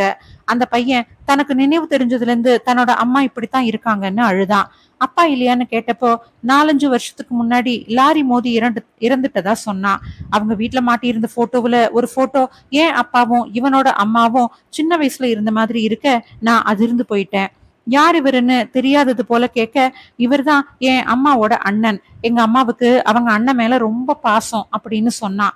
வீட்டுல அப்பப்போ அம்மா பேசுனதை வச்சு இவங்க என் அத்தைன்னு தெரிஞ்சுக்கிட்டேன். அத்தைய பார்க்கவே பரிதாபமா இருந்துச்சு. வறுமை அவங்கள அப்படி ஆக்கி இருக்குது. அந்த பையனோட வருமானத்துல ஏதோ கால் வைத்து கஞ்சி சாப்பிடுவாங்க போல. என்கிட்ட அப்ப இருந்த பணத்தை அந்த பையனுக்கு கொடுத்து அப்புறமா வந்து பாக்குறேன்னு சொன்னேன். எங்க வீட்டுல இதை நான் சொல்லல. சொல்லி இருந்தா அப்பா அம்மா போக கூடாதுன்னு சொல்லிடுவாங்களோன்னு பயம். அந்த வாரம் என்னால போக முடியல. அடுத்த வாரம் போனேன். அந்த பையனும் வீட்டுல சுருண்டு படுத்துக்கிட்டு இருந்தான். என்னன்னு கேட்டப்போ தலையில ரொம்ப வலிக்குதுன்னு சொன்னான். அத்தைய அவனால கவனிக்க முடியல போல. அழுக்காகி சாப்பிடாம அலங்கோலமா இருந்தாங்க. நான் அவங்கள ஒரு மனநிலை ஹாஸ்பிட்டல்ல கொண்டு போய் சேர்த்துட்டு அந்த பையனையும் வேற ஹாஸ்பிட்டல்ல சேர்த்து விட்டேன். அத்தைய ஒரு நாள் விட்டு ஒரு நாள் போய் பார்த்துக்கிட்டு இருந்தேன். அந்த பையனும் நல்லா தான் இருந்த மாதிரி தோணுச்சு எனக்கு. ஆனா அன்னைக்கு கார்ல அடிபட்டதுல தலையில ஏதோ பிரச்சனை ஏற்பட்டு இருக்குதுன்னு டாக்டர் சொல்லி அதுக்கு ஆபரேஷன் செய்யணும்னு சொல்ல நானும் பணத்தை கட்டிட்டு வந்தேன். மறுநாள் ஆஸ்பத்திரியிலிருந்து போன். அந்த பையன் ஆஸ்பத்திரியிலிருந்து யாருக்கிட்டையும் சொல்லாம போயிட்டான்னு. நான் உடனே அவங்க வீட்டுக்கு போனேன். அங்க அவன் இல்ல. அவனை தேடி பல நாள் சென்னையில அலைஞ்சேன். ஒண்ணுமே பயன் இல்ல. இது வரைக்கும் கூட கண்டுபிடிக்கல. இப்போ அத்தைக்கு நான் மட்டுமே. ஆனா அத்தைக்கும் அந்த பையனுக்கும் கூட நான் யாருன்னு தெரியாது. நான் உதவ வந்தவனாத்தான் காட்டிக்கிட்டேன். அதனால அவங்கள அப்பப்ப ஆஸ்பத்திரிக்கு போய் பாத்துக்கிட்டு வந்தேன். நான் போனா அவங்க முகம் மலரும். எந்த பிரச்சனையும் இல்லாம மருந்து மாத்திரையெல்லாம் சாப்பிடுவாங்க. அதுக்கு பிறகு எனக்கு கல்யாணம் ஆச்சு. முன்ன போல அவங்கள போய் பார்க்க நேரமே கிடைக்கல, வேலை வேற அதிகம். அதுக்கப்புறம் கம்பெனி விஷயமா மாசம் மாசம் டெல்லி போற வேலை வந்துச்சு. எனக்கு வசதியா போச்சு. மறுநாள் டெல்லி போகணும்னா முதல் நாளே டெல்லிக்கு போறதா கிளம்பிடுவேன். கொஞ்ச நாள் நான் சரியா ஆஸ்பத்திரிக்கு போகாததுனால அத்தை திரும்பவும் பழையபடி ரொம்பவே மனநிலை பாதிச்சிருக்காங்க. இத்தனைக்கும் தனியார் மருத்துவமனையில தான் பணத்தை மாசம் மாசம் கட்டி பாதுகாக்க வச்சிருந்தேன். இருந்தாலும் அவங்க பாசத்துக்கு ஏங்குறாங்க போல. இப்போ நான் டெல்லிக்கு போறதுக்கு முந்தி ஒரு நாள் முழுக்க அவங்க கூட தான் மருத்துவமனையில இருப்பேன். இப்போ 3 வருஷமா நான் இது போல போய் வந்ததுல அவங்க பாதி குணமாயிட்டாங்க. என் மனைவிக்கு இது தெரியக்கூடாதுங்கிறதுனால நான் அவகிட்ட இதை மறைச்சேன். ஆனா நான் அடுத்தவங்களுக்கு நல்லது நினைக்க போய் கடைசியில அது என் குடும்பத்தையே பாதிச்சிருக்குது. தர்ஷன் சொல்லி முடித்துவிட்டு, உங்களுக்கு சந்தேகமா இருந்தா இந்த மருத்துவமனைக்கு போய் விசாரிங்க என்று ஆஸ்பத்திரி ரசீதை எடுத்து தந்தான் தன் பர்சிலிருந்து. அங்கே ஏதோ ஒரு விபரீத உருவத்திடமிருந்து தப்பிக்க சாகித்யாவும் சில்வியாவும் முயற்சித்தது பலனை தந்தது. இருவரும் அந்த இடத்தை விட்டு வெளியே ஓடி வந்தனர். சுற்றிலும் பார்வையை சுழல விட அது ஒரு மலை பிரதேசமாக தோன்றியது. தாங்கள் இருந்த இடமருகே பாழடைந்த கோட்டை ஒன்று இருக்க, கருங்கல்லால் ஆன கோட்டை சுவர் ஒன்று நீளமாக இருந்தது. சிலா, இது ஏதோ ஒரு மலை பிரதேசம் போல. இந்த இடம் சுத்தி வெறும் காடாத்தான் இருக்குது. கண்ணு கெட்டிய தூரம் இந்த ஒரு பாழடைஞ்ச கோட்டை தவிர வேற எதுவுமே காணலையே. அப்படித்தான் தோணுது சாகி. இதோ ஒத்தையடி பாதை இருக்குது, வா இந்த வழியாவே ஓடுவோம். அது வெளியில வந்து நம்மள பிடிச்சிட போகுது. அச்சோ, இது என்ன இந்த மலை கரடு முரடா இருக்குது. இந்த மலையில இருந்து கீழே எப்படி நம்ம போறது? பயமா இருக்குடி சிலா. ஆமா, எனக்கு கூட கீழே பார்த்தா தலையை சுத்துது.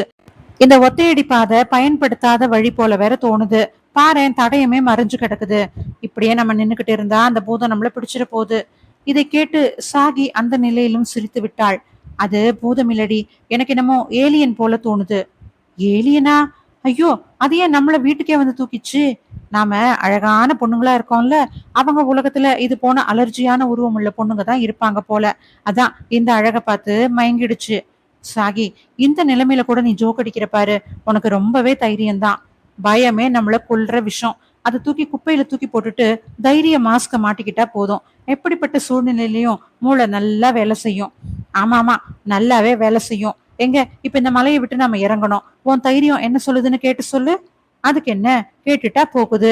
நீ இங்கேயே மசன்னு நின்னியானா அந்த ஏலியன் கிட்டதான் வழி கேட்கணும். சரி சரி வா, நீ முன்னால போ, எனக்கு வழி கண்டுபிடிக்கலாம் தெரியாது. இருவரும் அந்த மலை உச்சியில் இருந்து பாதி தூரம் வந்து விட்டனர். இதற்கு மேல் இறங்குவதற்கு வழியே இல்லை. இனி மலை சரிவுதான். கரடு முரடான பாறைகளால் ஆன சரிவு. நல்ல மலையேற்ற குழுவால் மட்டுமே ஏற இறங்க முடியும். சூரியன் உச்சிக்கு வந்துவிட்டான். மலையாக இருந்தாலும் வறண்ட நிலமாக இருந்தது. உச்சி வெயிலால் இருவருமே துவண்டு போயினர். இருவருமே கர்ப்பத்தை சுமந்து கொண்டுள்ளவர்கள் என்பதால் சோர்ந்து போயினர். சாகி, தண்ணி தாகமா இருக்குதுரி, என்னால முடியல என்று அங்கிருந்த பாறை மேல் அமர்ந்து கொண்டாள் சிலா. சாகித்யாவும் இவள் நிலையில் தான் இருந்தாள். கடவுளே, எங்களை ஏன் இப்படி ஆபத்துல மாட்டி விட்டுட்ட? எப்படியாவது எங்களை காப்பாத்திட என்று மனமுருகி வேண்டினாள் சிலா. சாகித்யா தைரியசாலி என்பதால் அதை வெளிக்காட்டி கொள்ளவில்லை. ஆனாலும் உள்ளூர தாங்கள் இங்கிருந்து தப்பி பிழைத்திடுவோமா என்று எண்ணி பயந்தாள். சிலா, என் கைய பிடிச்சுக்கோ, மெல்ல சரிவுல கால வச்சு கல்ல பிடிச்சுக்கிட்டு இறங்க பாப்போம் என்று கூற, கீழே குனிந்து திரும்பவும் பார்த்த சில்வியா நடுங்கினாள். என்னால முடியாது, இப்பவே எனக்கு கால் நடுங்குது, உடம்பே பலவீனமா இருக்குது. இதுல பாறையை பிடிச்சு இறங்குறதாவது. வேணாம், இந்த விஷப்பரீட்சை வேணாம். வா, நம்ம வந்த வழியே போவோம். அந்த விலங்கு நம்மள அந்த வழியில தான் கண்டிப்பா கொண்டு வந்திருக்கணும். சரி வா போலாம் என்று இருவரும் திரும்பவும் அதே வழியில் போய் அந்த கோட்டை இருக்கும் இடத்தருகே வந்தனர். சிலா, இந்த கோட்டை சுவர பாரு, கீழே கொஞ்சம் போகுது. அங்க ஏதாவது நீர்ச்சுனை இருந்தாலும் இருக்கும். வா போவோம் என்று கோட்டை சுவர் செல்லும் வழியே செல்ல அவர்கள் கண்கள் மலர்ந்தது. ஏய் சுனை, ஐயோ தண்ணீர் இருக்குடி, வா வா, நமக்கு வேண்டிய தண்ணியை குடிச்சுக்கலாம். இருவரும் பரபரத்து தங்கள் வலியை மறந்து வேகமாக ஓடினர். தண்ணீர் தெளிந்திருக்க சுவையாகவும் இருந்தது. அப்பாடா, நல்ல சுவையான தண்ணி, நிறைய குடிச்சிட்டேன். சிலா, நீ குடிச்சியா? நானும் குடிச்சிட்டேன். சாகி, எனக்கு மயக்கமா இருக்கு. இனிமே ஒரு அடி எடுத்து வச்சா கூட விழுந்துடுவேன். கொஞ்ச நேரம் இந்த சுவர் நிழலையே படுக்கலாமே. அதுக்கில்லடி, இது மலை பிரதேசம், சீக்கிரமே இருட்டிடும். நம்ம கீழே இறங்கிட்டா பாதுகாப்பா இருக்கும்னு நினைக்கிறேன். என்ன வேணும்னாலும் நடக்கட்டும், என்னால முடியல. சிலா சோர்ந்து கோட்டை சுவர் நிழலில் சுருண்டு படுத்து விட்டாள். வேறு வழியின்றி சாகித்யாவும் அவள் அருகே படுத்தாள். இருவரும் நன்றாக உறங்கிவிட்டனர் சிறிது நேரத்திலேயே. இரவின் இருட்டு மெல்ல போர்த்தி கொண்டே வந்தது. மலையின் குளிரை தாங்கிக் கொள்ள சிலாதான் முதலில் விழித்தாள். சுற்றிலும் என்ன இருக்கிறது என்று தெரியாத மையிருட்டு. குளிர் உடல் மயிர்கால்களில் புகுந்து விரைத்து கொண்டது. பக்கத்தில் சாகி படுத்திருப்பது உடல் உஷ்ணத்தில் தெரிய பயத்தோடு உதடு ஒட்டிக்கொள்ள, சாகி சாகி எழுந்துறேன் என்று தட்டி எழுப்பிக் கொண்டிருந்தாள். அதே சமயம் பளிச்சென இரு கண்களின் ஒளி தூரத்தில் தெரிய ஆரம்பித்தது. இந்த கதைய இதுவரைக்கும் நான் ரெக்கார்ட் பண்ணி முடிச்சுட்டேன். அதுக்கப்புறமா எனக்கு ஒரு 2 டேஸா கோல்ட் அண்ட் ஃபீவர் இருந்துச்சு. இப்பதான் கொஞ்சம் சரியா இருக்கு. ரெக்கார்ட் பண்றேன் அப்படியே அதே வாய்ஸோட. கொஞ்சம் அட்ஜஸ்ட் பண்ணிட்டு கேளுங்க. அத்தியாயம் 6. தாம்பரம் இன்ஸ்பெக்டர் தர்ஷன் கூறியது உண்மை என்பதை விசாரித்து தெரிந்து கொள்ள அப்போது சாகித்யா தந்தை தர்ஷனின் வீட்டிற்கு வந்து சண்டையிடுவதாக போன் வரவே மீண்டும் தர்ஷனுடன் அவன் வீட்டுக்கு வந்தார். திருவான்மியூர் சகாதேவன் அவருடைய உறவுகளோடு அங்கே காத்து கொண்டிருந்தார். தர்ஷனை கண்டதுமே அவனுடைய தந்தை, என்னப்பா ஆச்சு, ஏன் உன்னை போலீஸ் கூட்டிக்கிட்டு போனாங்க? அந்த பொண்ணோட அப்பா வேற இங்க வந்து கத்திக்கிட்டு இருக்கிறாரு. என்னமோ நாம தான் அவங்க பொண்ணை ஒளிச்சு வச்சிருக்கிற மாதிரி. சரிப்பா, நான் பாத்துக்கிறேன். அவங்க நம்ம வீட்டுல இருந்து தானே காணாம போயிருக்கிறாங்க. அப்போ நம்மளத்தான் கேள்வி கேட்பாங்க. எல்லாத்தையும் நாம இப்ப ஃபேஸ் பண்ணத்தான் வேணும். அப்போது கூர்கா கேட்டில் இருந்து யாரையோ துரத்தி கொண்டு ஓடி வர போலீஸ் அங்கு நின்றிருக்கவே ஓடி வந்த அந்த நபரை மடக்கி பிடித்தனர். என்ன விடு, என்ன விடு என்று அவன் கத்த கத்த உள்ளே பேசிக் கொண்டிருந்த தர்ஷன் வேகமாக வெளியே வந்தான்.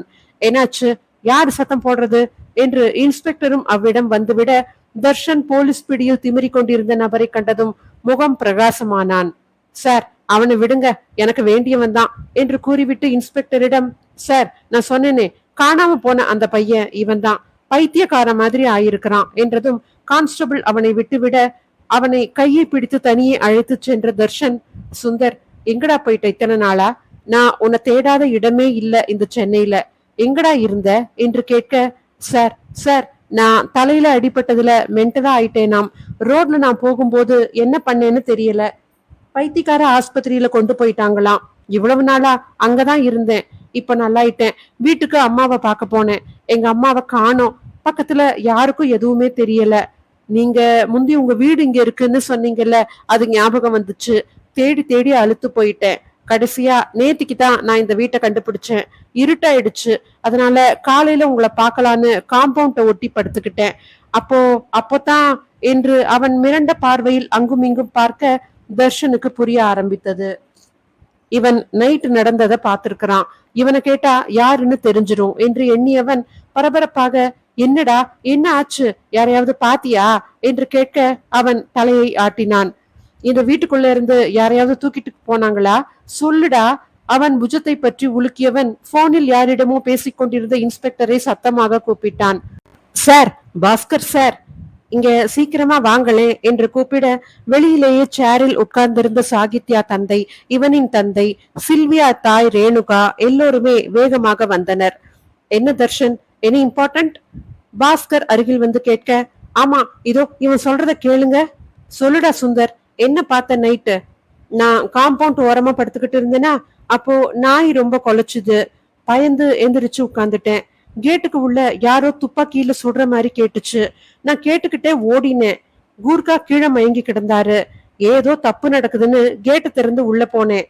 அப்போ யாருன்னே தெரியல, உருவமே இல்ல. ஆனா நிழல் மட்டும் தரையில விளக்கு வெளிச்சத்துல தெரிஞ்சுது. தலையில கொம்பு மாதிரி இருந்துச்சு. அது கையில 2 லேடிஸ் மயங்கி கிடந்தாங்க. அது தோட்டத்துல கொஞ்சம் தூரம் தான் போச்சு. அப்போ மேல இருந்து என்னமோ சொல்லுவாங்களே, பறக்கும் தட்டு, அது இறங்கிச்சு. அந்த கதவு திறக்க அந்த உருவம் அதுக்குள்ள போயிடுச்சு. கதவை மூடி உடனே மேல பறந்துருச்சு என்று சொல்லி முடித்து விட்டு, சார், அது நம்மளையும் அவங்க இடத்துக்கு கூட்டிக்கிட்டு போயிடுமான்னு பயமா இருக்கு என்று முகத்தை மறைத்து கொண்டான் தன் கைகளால். கேட்ட அனைவருமே பிரம்மை அடைந்து நின்றனர். சார், கேட்டீங்களா, ஏலியன் வந்திருக்குது, அதான் 2 பேரையும் கடத்தி இருக்குது. ஐயோ, நான் என்ன செய்வேன்? என் வீட்டு பொம்பளைங்க தான் அதுக்கு கிடைச்சதா? தர்ஷன் கண்ணீர் விட இதை நம்புவதா வேண்டாமா என்ற குழப்பத்தில் மற்றவர்கள், என்னப்பா தர்ஷா, இது புது கதை, ஆளை செட் பண்ணி ஏலியன் பறக்கும் தட்டு அப்படின்னு எஸ்கேப் ஆக பாக்குறியா? சகாதேவன் கோபமாக பேச, தர்ஷா என்னப்பா என்ன சொல்றாரு இவரு? யார் இந்த பையன்? இவன் சொல்றத பார்த்தா நம்ம உலகத்து ஆட்கள் இல்ல மாதிரியா தெரியுதே. ஐயோ கடவுளே, என் மருமக எங்களுக்கு ஒரு வாரிசு சுமந்துகிட்டு இருக்காளே, புருஷன் கிட்ட கூட சொல்லி சந்தோஷப்பட முடியாம தூக்கிட்டாங்களே. தர்ஷனின் அம்மா தரையில் அமர்ந்து அழ ஆரம்பித்து விட்டார். ஏன்பா தர்ஷன், உன் சம்சாரம் குழந்தை உண்டாயிருக்காளா? சகாதேவன் கேட்கவும், ஆமா சார், அது கூட டாக்டர் சொல்லித்தான் எங்களுக்கே தெரியும்.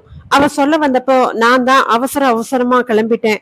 பாவி, நான் பாவி என்று அழ ஆரம்பித்த தர்ஷன் சகாதேவன் அடுத்து கூறிய வார்த்தைகளால் அவன் மட்டுமின்றி இன்ஸ்பெக்டரும் அதிர்ந்துதான் போனார்.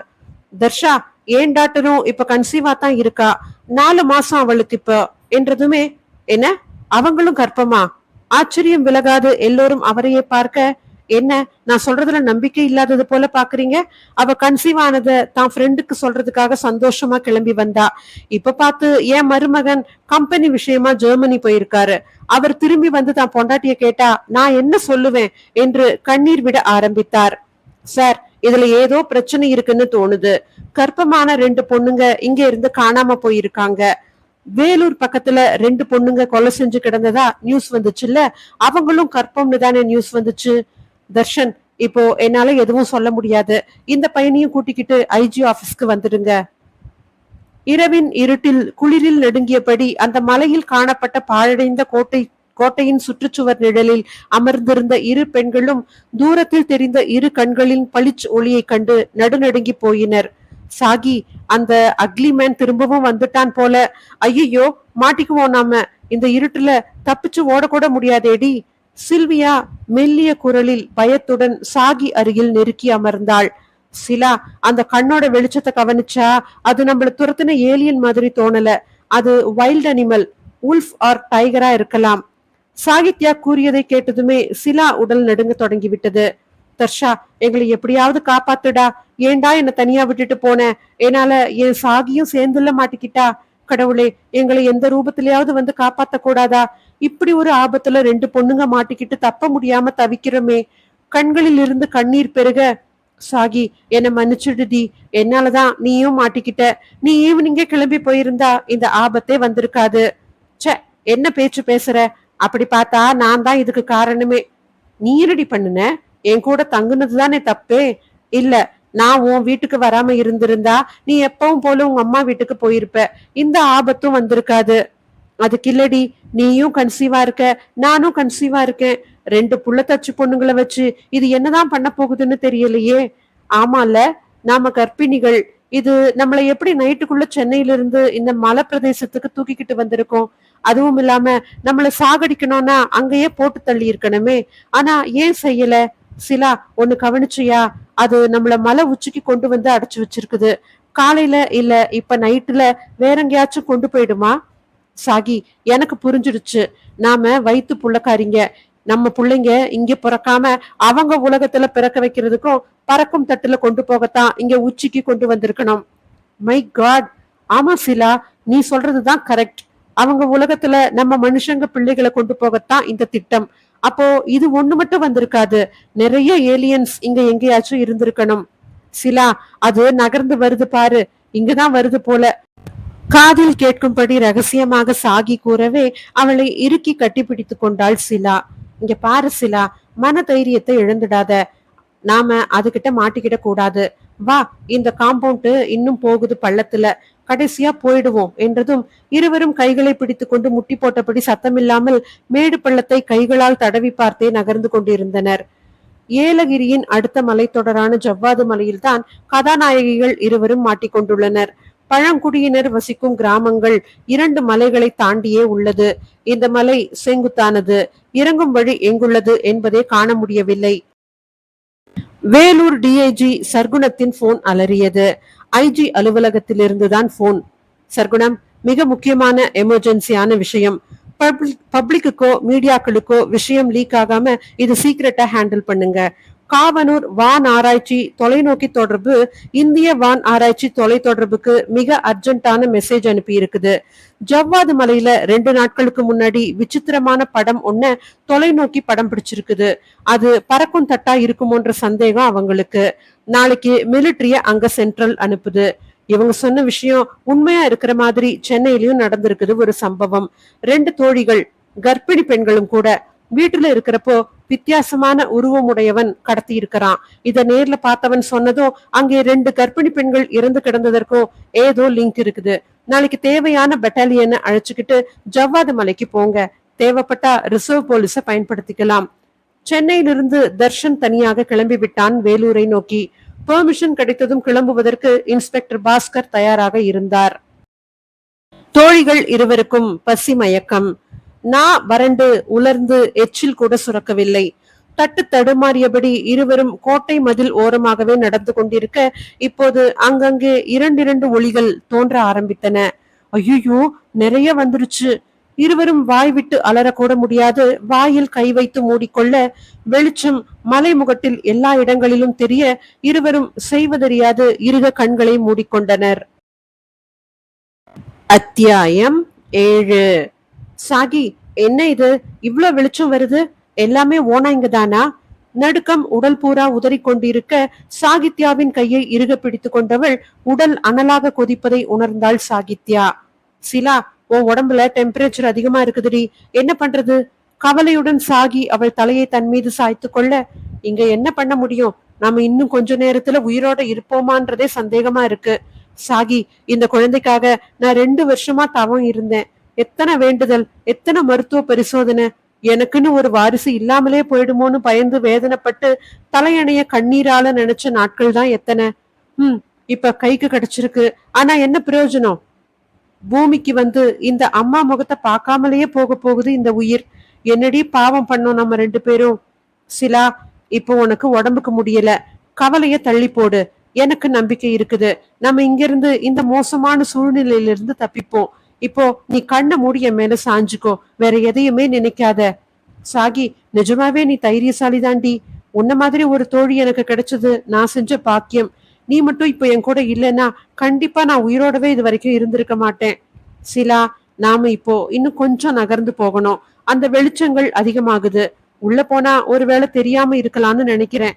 மெல்ல என் கூட நகர்ந்து வா. இருவரும் உட்கார்ந்தபடியே நகர்ந்து நகர்ந்து ஓரிடத்தில் நிறுத்தினர். இங்க பாரு, இப்பதானே சொன்னேன், பேசாம இரு. கண்ணை மூடிக்கோ. நான் சொல்ற வரைக்கும் கண்ணையே திறக்காத. அவளை இறுக பிடித்தபடி கடைசி சுவர் முடியும் இடத்தில் அமர்ந்தனர். கோட்டை மதில் ஆரம்பிக்கும் இடத்தில் பளிச் பளிச் என ஒளி பரவி நாலா பக்கமும் வெளிச்சத்தை பரப்பின.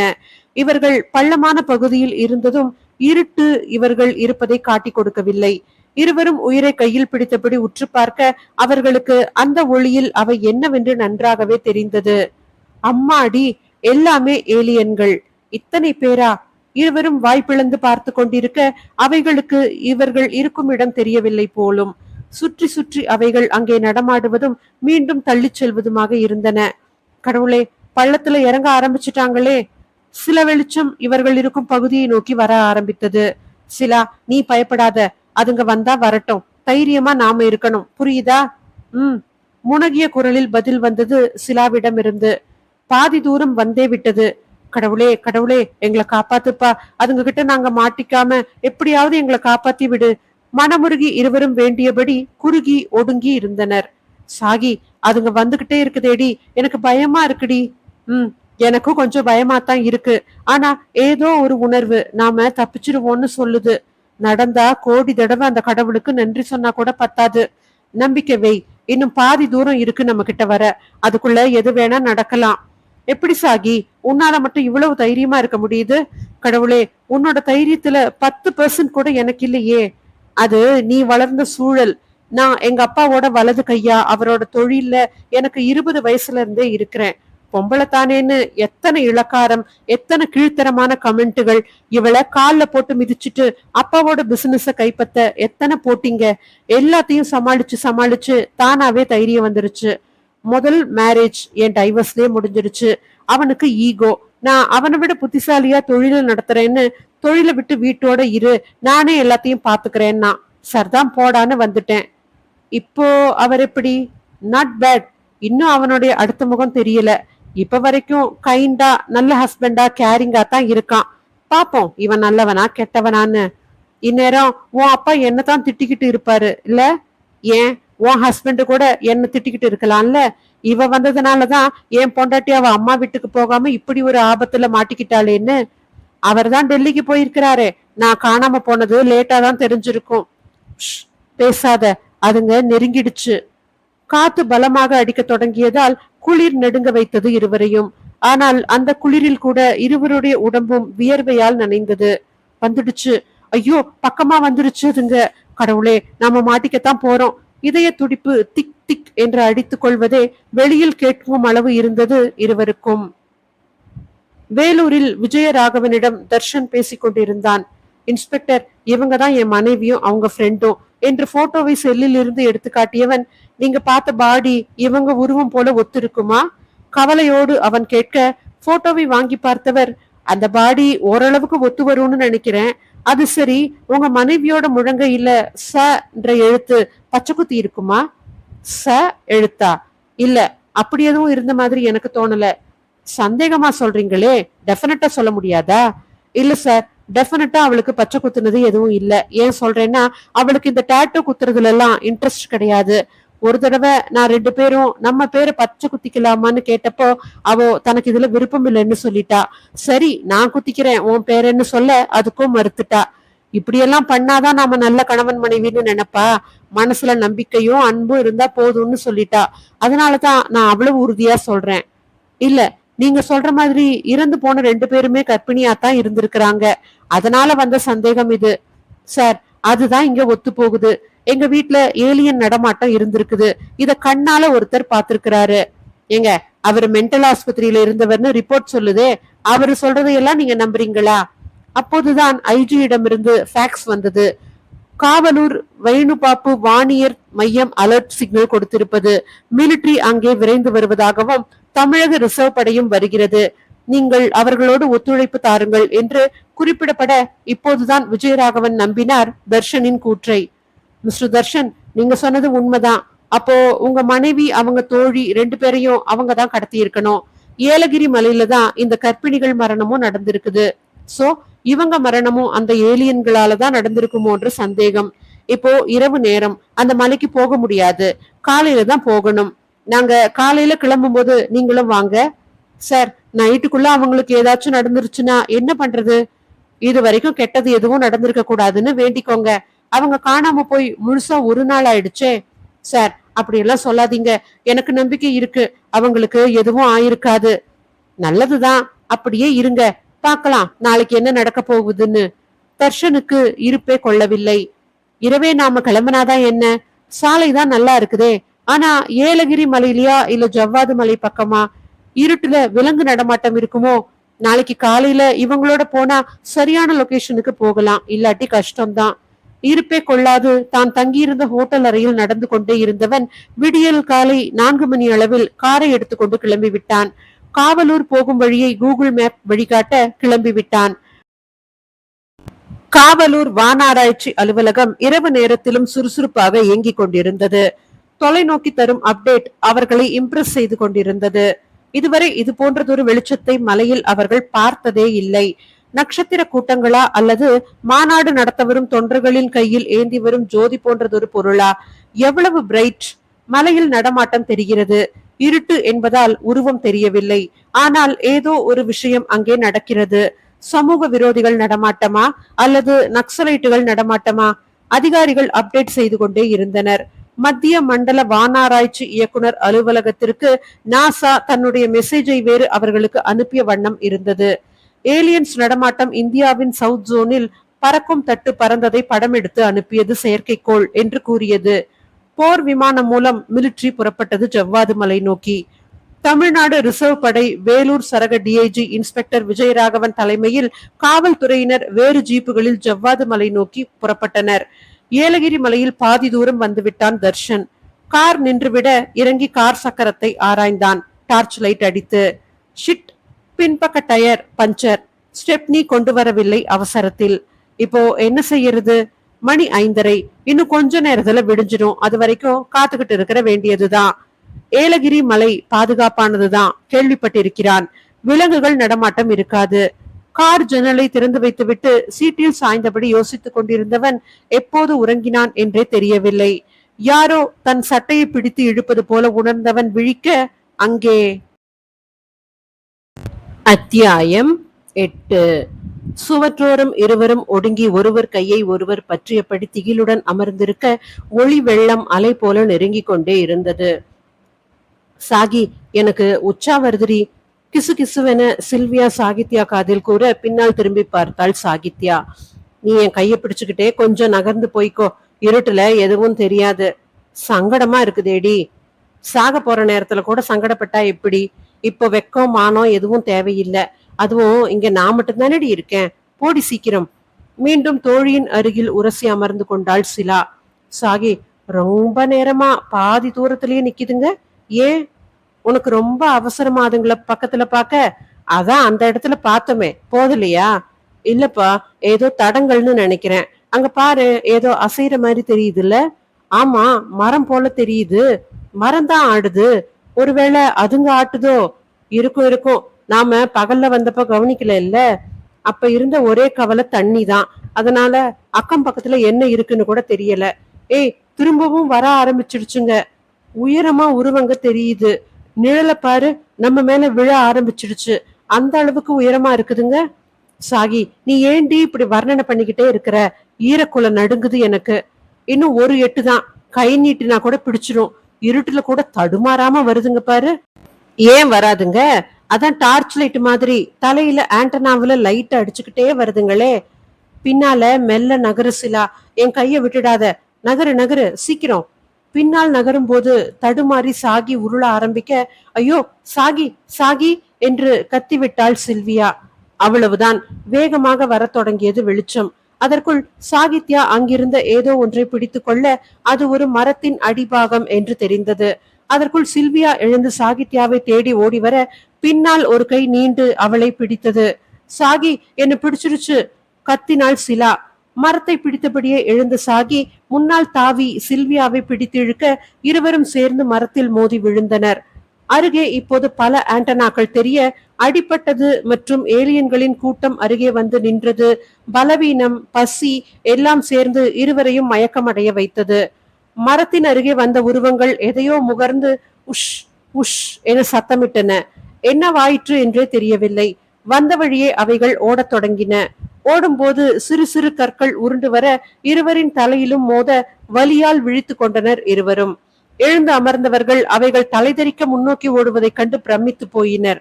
ஏய், ஏன், எதுக்கு இதுங்க இப்படி ஓடுதுங்க? என்ன இருக்குதுங்க?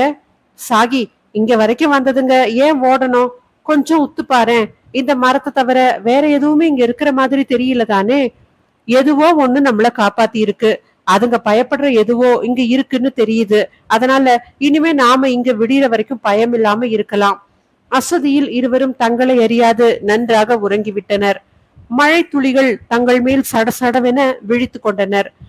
நன்றாக விடிந்து வெளிச்சம் வந்துவிட்டது. சுற்றிலும் பார்வையை ஓடவிட தாங்கள் ஒரு மலையின் உச்சியில் இருப்பதும் ஆங்காங்கே மரங்கள் இருக்க இவர்கள் இருந்த இடத்தில் இருந்தது வில்வ மரம். அதை தவிர வேற எதுவும் அங்கே இல்லை. சாகி, இது வில்வ மரம் தானே? சிவன் கோயில்ல பாத்திருக்கிறேன். இத பார்த்தா பயந்துருக்குங்க. தெரியல, ஆனா இதுவாத்தான் இருக்கணும். ஏன்னா வேற எதுவுமே இங்க இல்லையே. அப்போ இதுதான் நம்மள காப்பாத்தி இருக்குதா? Thank God. இப்போ நம்ம வந்த வழியே போனா எதிர் திசையில அது பாரு வழித்தடம் தெரியுது. அது கீழே போகுது பாரு. வா, நம்ம சீக்கிரமா போகலாம். அதுங்களை காணோம். சாகி, என் உடம்பு அனலா கொதிக்குதுடி. ஒரு அடி கூட எடுத்து வைக்க முடியாது போல. கடவுளே, இப்படி கொதிக்குதே. நாம இந்த மலைக்காட்டை விட்டு எப்படி தப்பிச்சு போறது? சாகி, நான் சொல்றத கேளு. என்னால நடக்கவே முடியாது. பசி மயக்கம் வேற படுத்துது. நீ என்ன இங்கே விட்டுட்டு தப்பிச்சு போக பாரு. யாராவது ஒருத்தர் பிழைச்சா கூட போதும். நாம எங்க மாட்டி இருந்தோன்னு உலகத்துக்கு தெரிய வந்துரும். என்னடி பேசுற நீ? உன்னை அம்போன்னு விட்டுட்டு சுயநலமா என்ன ஓட சொல்றியா? நெவர். நீ இல்லாம என்னால ஒரு அடி கூட வைக்க முடியாது. என்னாலதான் முடியலையே. நீ என் மேல சாஞ்சுக்க. கை தாங்களா நடந்து முதல்ல இந்த உச்சியை விட்டு இறங்கிடுவோம். அதுக்கு பிறகு என்ன வேணும்னாலும் நடக்கட்டும். கை கிட்டிய வில்வ மரத்து கிளைகளை ஒடித்து கையில் எடுத்துக்கொண்டாள் சாகி. இது எதுக்கு? சப்போர்ட்டுக்கா? அதுங்க இத பார்த்துதான் பயந்த மாதிரி தோணுச்சு. எதுக்கும் நம்ம கிட்ட இந்த குச்சிங்க இருக்கட்டும். எதிர்க்க வந்துச்சுன்னா இதை எடுத்து காட்டுவோம். அது இதுக்கு பயப்படலைன்னா வேற என்ன? பின்னங்கால் பிடரிலே இடிக்க புறமுதுகு காட்டி ஓடிட வேண்டியதுதான். அப்படியே மெல்ல நடந்து நடந்து முதலில் தாங்கள் மாட்டியிருந்த பழைய இடிந்த கட்டடத்தருகே வந்துவிட்டனர். இதுவரை எந்த ஆபத்தும் தென்படவில்லை. கட்டிடத்திற்கு சற்று தள்ளி பறவைகள் சத்தம் அதிகமாக கேட்க அங்கே நாவல் பழ மரம் பிரம்மாண்டமாக இருப்பதை பார்த்தனர். கீழே பறவைகளாலும் காற்றாலும் கொட்டி கிடந்தன பழங்கள். சிலா, அங்க பாரு, நமக்கு பசிக்கு பழம் கிடைச்சிருச்சு. நீ இங்கே இருக்கியா? நான் போய் பொறுக்கி எடுத்துட்டு வரேன். என்றவள் அவளை கீழே உட்கார வைத்துவிட்டு சரிவில் இறங்கி ஓடினாள். தன்னுடைய ஷர்ட்டை கழற்றியவள் அதில் மண்ணாகியும் அப்போதுதான் விழுந்த பழங்களையும் சடசடவென எடுத்து சட்டையை விரித்து அதில் நிறைய பரப்பி கொண்டு மேலேறி வந்தாள் மூச்சிறைக்க. மயக்க நிலையில் மண்ணில் சுருண்டு படுத்திருந்தவளை எழுப்பி மண் இருந்த பழங்களை ஊதி ஊதி சாப்பிடு என்று கொடுத்து கொண்டே தானும் சாப்பிட ஆரம்பித்தாள். பசி ஓரளவுக்கு அடங்கியது. சற்று ஆசுவாசப்படுத்தி கொண்டவர்களுக்கு வெறும் வயிற்றில் இந்த பழத்தை சாப்பிடவே விக்கல் ஏற்பட்டு விட்டது. விக்கல் சத்தம் அதிகமாகவே பயந்தனர். எங்க இருந்தாவது வந்துட போதுங்கடியாதுங்க, இப்போ தண்ணிக்கு எங்க போறது? சிலா, இங்க நிறைய பச்சை தாவரங்களும் பறவைகளும் இருக்கு பாத்தியா, அப்போ கண்டிப்பா தண்ணி இங்க பக்கத்துலதான் இருக்கணும். நீ இங்கே இருக்கியா? நான் பாத்துட்டு வரேன். ஐயோ, நான் மாட்டேன், நானும் வரேன். அதுக்கு இல்லடி, என்னை விட நீ ரொம்பவே பலகீனமா இருக்கியே. அதுக்கு என்ன பண்றது? பேய்க்கு வாழ்க்கப்பட்டா சுடுகாட்டுல தானே குடுத்தனம் பண்ணணும். ஆனாலும் உனக்கு குசும்பு போகுதா பாரு. சரி வா, இறக்கத்துல பாத்து இறங்கு. மெல்ல சற்று சரிவில் இறங்க நிறைய மரங்கள் அங்கே பசுமையுடன் இயற்கையை அள்ளி தந்தது. கொஞ்சம் தூரம் போன உடனேவே சலசலவென்று சத்தம் கேட்டது. கேட்டியா சத்தத்தை?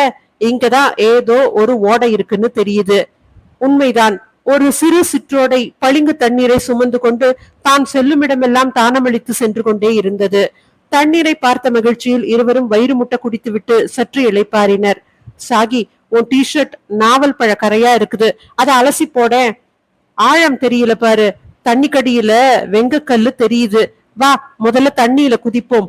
இருவரும் தங்களுக்கு சுற்றிலும் இருக்கும் ஆபத்தை உணராது மகிழ்ச்சியோடு தண்ணீரை ஒருவர் மீது ஒருவர் வாரி இறைத்து விளையாடி கொண்டிருந்தனர். கரையில் ஏறி ஈர உடையுடன் அமர்ந்தனர். சிலா, இப்போ நம்ம என்ன மனநிலைமையில இருக்கோம் சொல்லேன்? என்ன மனநிலைமைனா, இங்கிருந்து தப்பிக்கணும், அதுதான். ஆனா கொஞ்ச நேரத்துக்கு முந்தி ஆபத்தை எல்லாம் ஒதுக்கிட்டு பசி தாகம் இதை மட்டும் தானே நினைச்சோம். ஆமா, அது நேச்சர் தானே. பசி வந்திட பத்தும் பறந்து போம்னு பெரியவங்க சும்மாவா சொன்னாங்க? உண்மைதான். முதல்ல உயிர் வாழ பசி இல்லாம இருக்கணும்னு நினைக்கிறோம். பசி போனப்புறம் இப்ப தப்பிக்கணும்னு யோசிக்கிறோம். ஒண்ணு முடிஞ்சா அடுத்தது, அதுக்கு அடுத்தது, இப்படியே ஆசை வருது இல்லையா? ஆசைக்கு அணை போட முடியாது இல்ல. ஏசிலா, நீயும் உன் கணவரும் எப்படி ரொம்ப அன்பா இருப்பீங்களா? அன்பானா ஆமான்னு தான் சொல்லணும். அப்போ அதுலயும் கொஸ்டின் மார்க் தான் இல்லையா? சாகி, அன்பு, பரஸ்பர நம்பிக்கை இதெல்லாம் கிவ் அண்ட் டேக் போல. நாம சரியான அளவுல இருக்கிறதா நினைச்சு அங்கேயும் இருக்கும்னு நம்புறது முட்டாள்தனம். அப்போ நம்பிக்கையின்மை இருக்குன்னு சொல்றியா? முதல்ல நானே நல்லவளான்னு எனக்கு தெரியாது. வெளியில ஒரு முகம், உள்ளுக்குள்ள பல முகம். அவரோட இணக்கமா இருக்கேன். இரவுல அன்பை வாரி தெளிக்கிறேன். பலமுறை நீ இல்லாவிட்டால் நான் இல்லைன்னு டயலாக் பேசுறேன். ஆனா இந்த உள் மனசுல இருக்கிற துலாக்கோல் உறவுகளிடத்தில் உள்ள குறைகளை மட்டுமே நிரப்பி தூக்கிக்கிட்டு நிக்குது. அங்கே சிறிது நம்பிக்கை இறங்கி கிடக்குது. வெளியில வேணா நான் என்னை பத்தி உயர்வா சொல்லிக்கலாம், ஆனா உள்ள வேற ஒரு சில்வியா தான் வாழ்ந்துகிட்டு இருக்கிறா. உண்மைதான் நீ சொல்றது. இது மனுஷனா பிறந்த எல்லாருக்குமே பொருந்தும். இதோ நம்ம காணோன்னு நம்ம சேர்ந்தவங்க இந்நேரம் துடிச்சுக்கிட்டு இருப்பாங்க, கதறுவாங்க, தேடுவாங்க. ஒரு கட்டத்துக்கு மேல சோர்வடைஞ்சிடுவாங்க. நம்ம இறந்துட்டோன்னு தெரிஞ்சதும் அதிர்ச்சி ஆயிடுவாங்க. ஒரு நாள், ஒரு மாசம், ஒரு வருஷம் சோகத்துல இருப்பாங்க. அப்புறம் அடுத்த கடமையை நோக்கி ஓடிக்கிட்டே இருப்பாங்க. அவங்க மனசுல வலி இருந்தாலும் வேறொரு வாழ்க்கையில இணைஞ்சிடுவாங்க. சிலர் நீ போன இடத்துக்கே நானும் வந்துடுறேன்னு தற்கொலை செஞ்சுப்பாங்க. ஆனா இது ரொம்ப தப்புன்னு நான் சொல்லுவேன். நீ இருந்துட்டா போனவங்களோட ஒன்னா ஆயிடுவீங்களா? உங்களை நம்பி இந்த உலகத்துக்கு அனுப்பி வச்ச கடவுளுக்கு நீங்க துரோகம் செய்யறீங்க. உங்களை சுத்தி இருக்கிற மத்த உறவுகளை கைவிட்டு சுயநலமா ஓடி போறீங்க. உங்களை நம்பினவங்களை எல்லாம் ஏமாத்திட்டு நீங்க இறக்குறதுனால என்ன பயன் சொல்லு? சரியா சொன்ன சாகி. இறப்பு மனுஷனுக்கு தானா வரணும், நாமளா அதை தேடி போக கூடாது. அப்போ நீ தெம்பா என்னோட கிளம்பு. இங்கே இருந்து செத்து போறேன்னு தைரியத்தை எழுந்து பேசாத. எது வந்தாலும் எதிர்த்து போராடுற வல்லூறு குணம் நமக்கு வேணும். இங்க 1000 ஆபத்து இருக்கு, எல்லாத்தையும் சமாளிக்கணும். பயந்துடக்கூடாது, புரியுதா? இனிமே பயப்படல. வா, வருவதை இனி எதிர்கொள்ளலாம். இந்த குச்சியை நீ ஒண்ணு வச்சுக்கோ. மேலே ஏறாது வேறு வழியில் நடக்க ஆரம்பித்தனர். சற்று தொலைவில் கற்களால் ஆன வீடுகள் போல நிறைய இருக்க, ஏய் அங்க பாரு, ஏதோ கிராமம் போல நிறைய வீடுங்க இருக்குது. சிலாவுக்கு மகிழ்ச்சி ஏற்பட்டது. இருவரும் அவற்றை நோக்கி வேகமாக சென்றனர். இது வீடு இல்ல, வேற எதுவோ. ஏய், இப்பதான் எனக்கு நினைவுக்கு வருது, இது டால்மென்ஸ். டால்மென்ஸா? குள்ள மனிதர்களோட வீடுகளா? ஆமா, ஆனா இத இறந்தவர்களை புதைக்க பயன்படுத்தினாங்கன்னு சொல்றாங்க. ஆமாமா, நான் கூட படிச்சிருக்கிறேன். பழங்காலத்துல போர் வீரர்கள் எல்லைய பாதுகாக்க இங்க இருந்துதான் வியூ பாயிண்ட்ல பாத்துக்கிட்டு காவல் இருப்பாங்களாம். இதுக்குள்ள ரெஸ்ட் எடுக்கவும் ஆயுதங்களை மறைச்சு வைக்கவும் பயன்படுத்தினதா சொல்லுவாங்க. வா வா, ஏதாச்சும் ஆபத்து வந்தா இதுக்குள்ள மறைஞ்சுக்கலாம். இருவரும் வரிசையாக அங்கே கருங்கற்களால் 4 புறமும் அடுக்கப்பட்டு மேலே பெரிய கனமில்லாத பலகை போன்ற பாறைகளால் மூடியிருந்த அந்த வீடுகளை குனிந்து பார்க்கின்றனர். உற்று கவனித்த போது அங்கே அவர்கள் கண்ட காட்சி, தன்னுடைய சட்டையை பற்றி யாரோ இழுப்பது போன்று தோன்றவே தூக்க கலக்கத்தில் ஷூ என்று விரட்டியவன் மீண்டும் தூங்க மறுபடியும் இழுவை. சிலோ, சும்மா இருக்க மாட்டியா, தூங்க விழுடி. தட்டி விட்டவன் கைகள் வேறு மாதிரி தெரியவே சட்டென்று நிகழ்வுக்கு வந்தான். நம்ம கார்ல இருக்கோம், அப்போ யார் இது? சட்டென்று எழுந்து சன்னலை பார்க்க அலறி விட்டான். கரடி ஒன்று அவனையே முறைத்தபடி நின்றிருந்தது. சட்டென்று கார் கண்ணாடியை வேகமாக ஏற்றி விட்டவன் மூச்சு படபடவென்று அடிக்க ஆரம்பித்தது. இது என்ன, இங்க யானை குரங்குதான் இருக்குமா? இது போல விலங்குகள் ஏதும் இல்லைன்னு கேள்விப்பட்டிருக்கோமே. அடர்ந்த காடுடைய ஜவ்வாது மலையில தான் விலங்குகள் நடமாட்டம் உண்டுன்னு சொன்னாங்க. ஆனா இங்க அதுவும் ரோட்ல? மை காட், என்னைய முறைச்சு பாக்குதே. கண்ணாடிய உடைச்சிடுமோ? பாதுகாப்புக்கு எதுவுமே எடுத்துக்கொண்டு வராதது எவ்வளவு தப்பு. அடிவானம் வெளுக்க தொடங்கி இருந்தும் பனி மூடிய போர்வையில் மலைச்சாலை தன் அழகை மறைத்துக் கொண்டு சோம்பி இருந்தது. காருக்கு நடுவில் அமர்ந்து கொண்டவன் காரை ஸ்டார்ட் செய்து லைட்டை எரிய விட்டான்.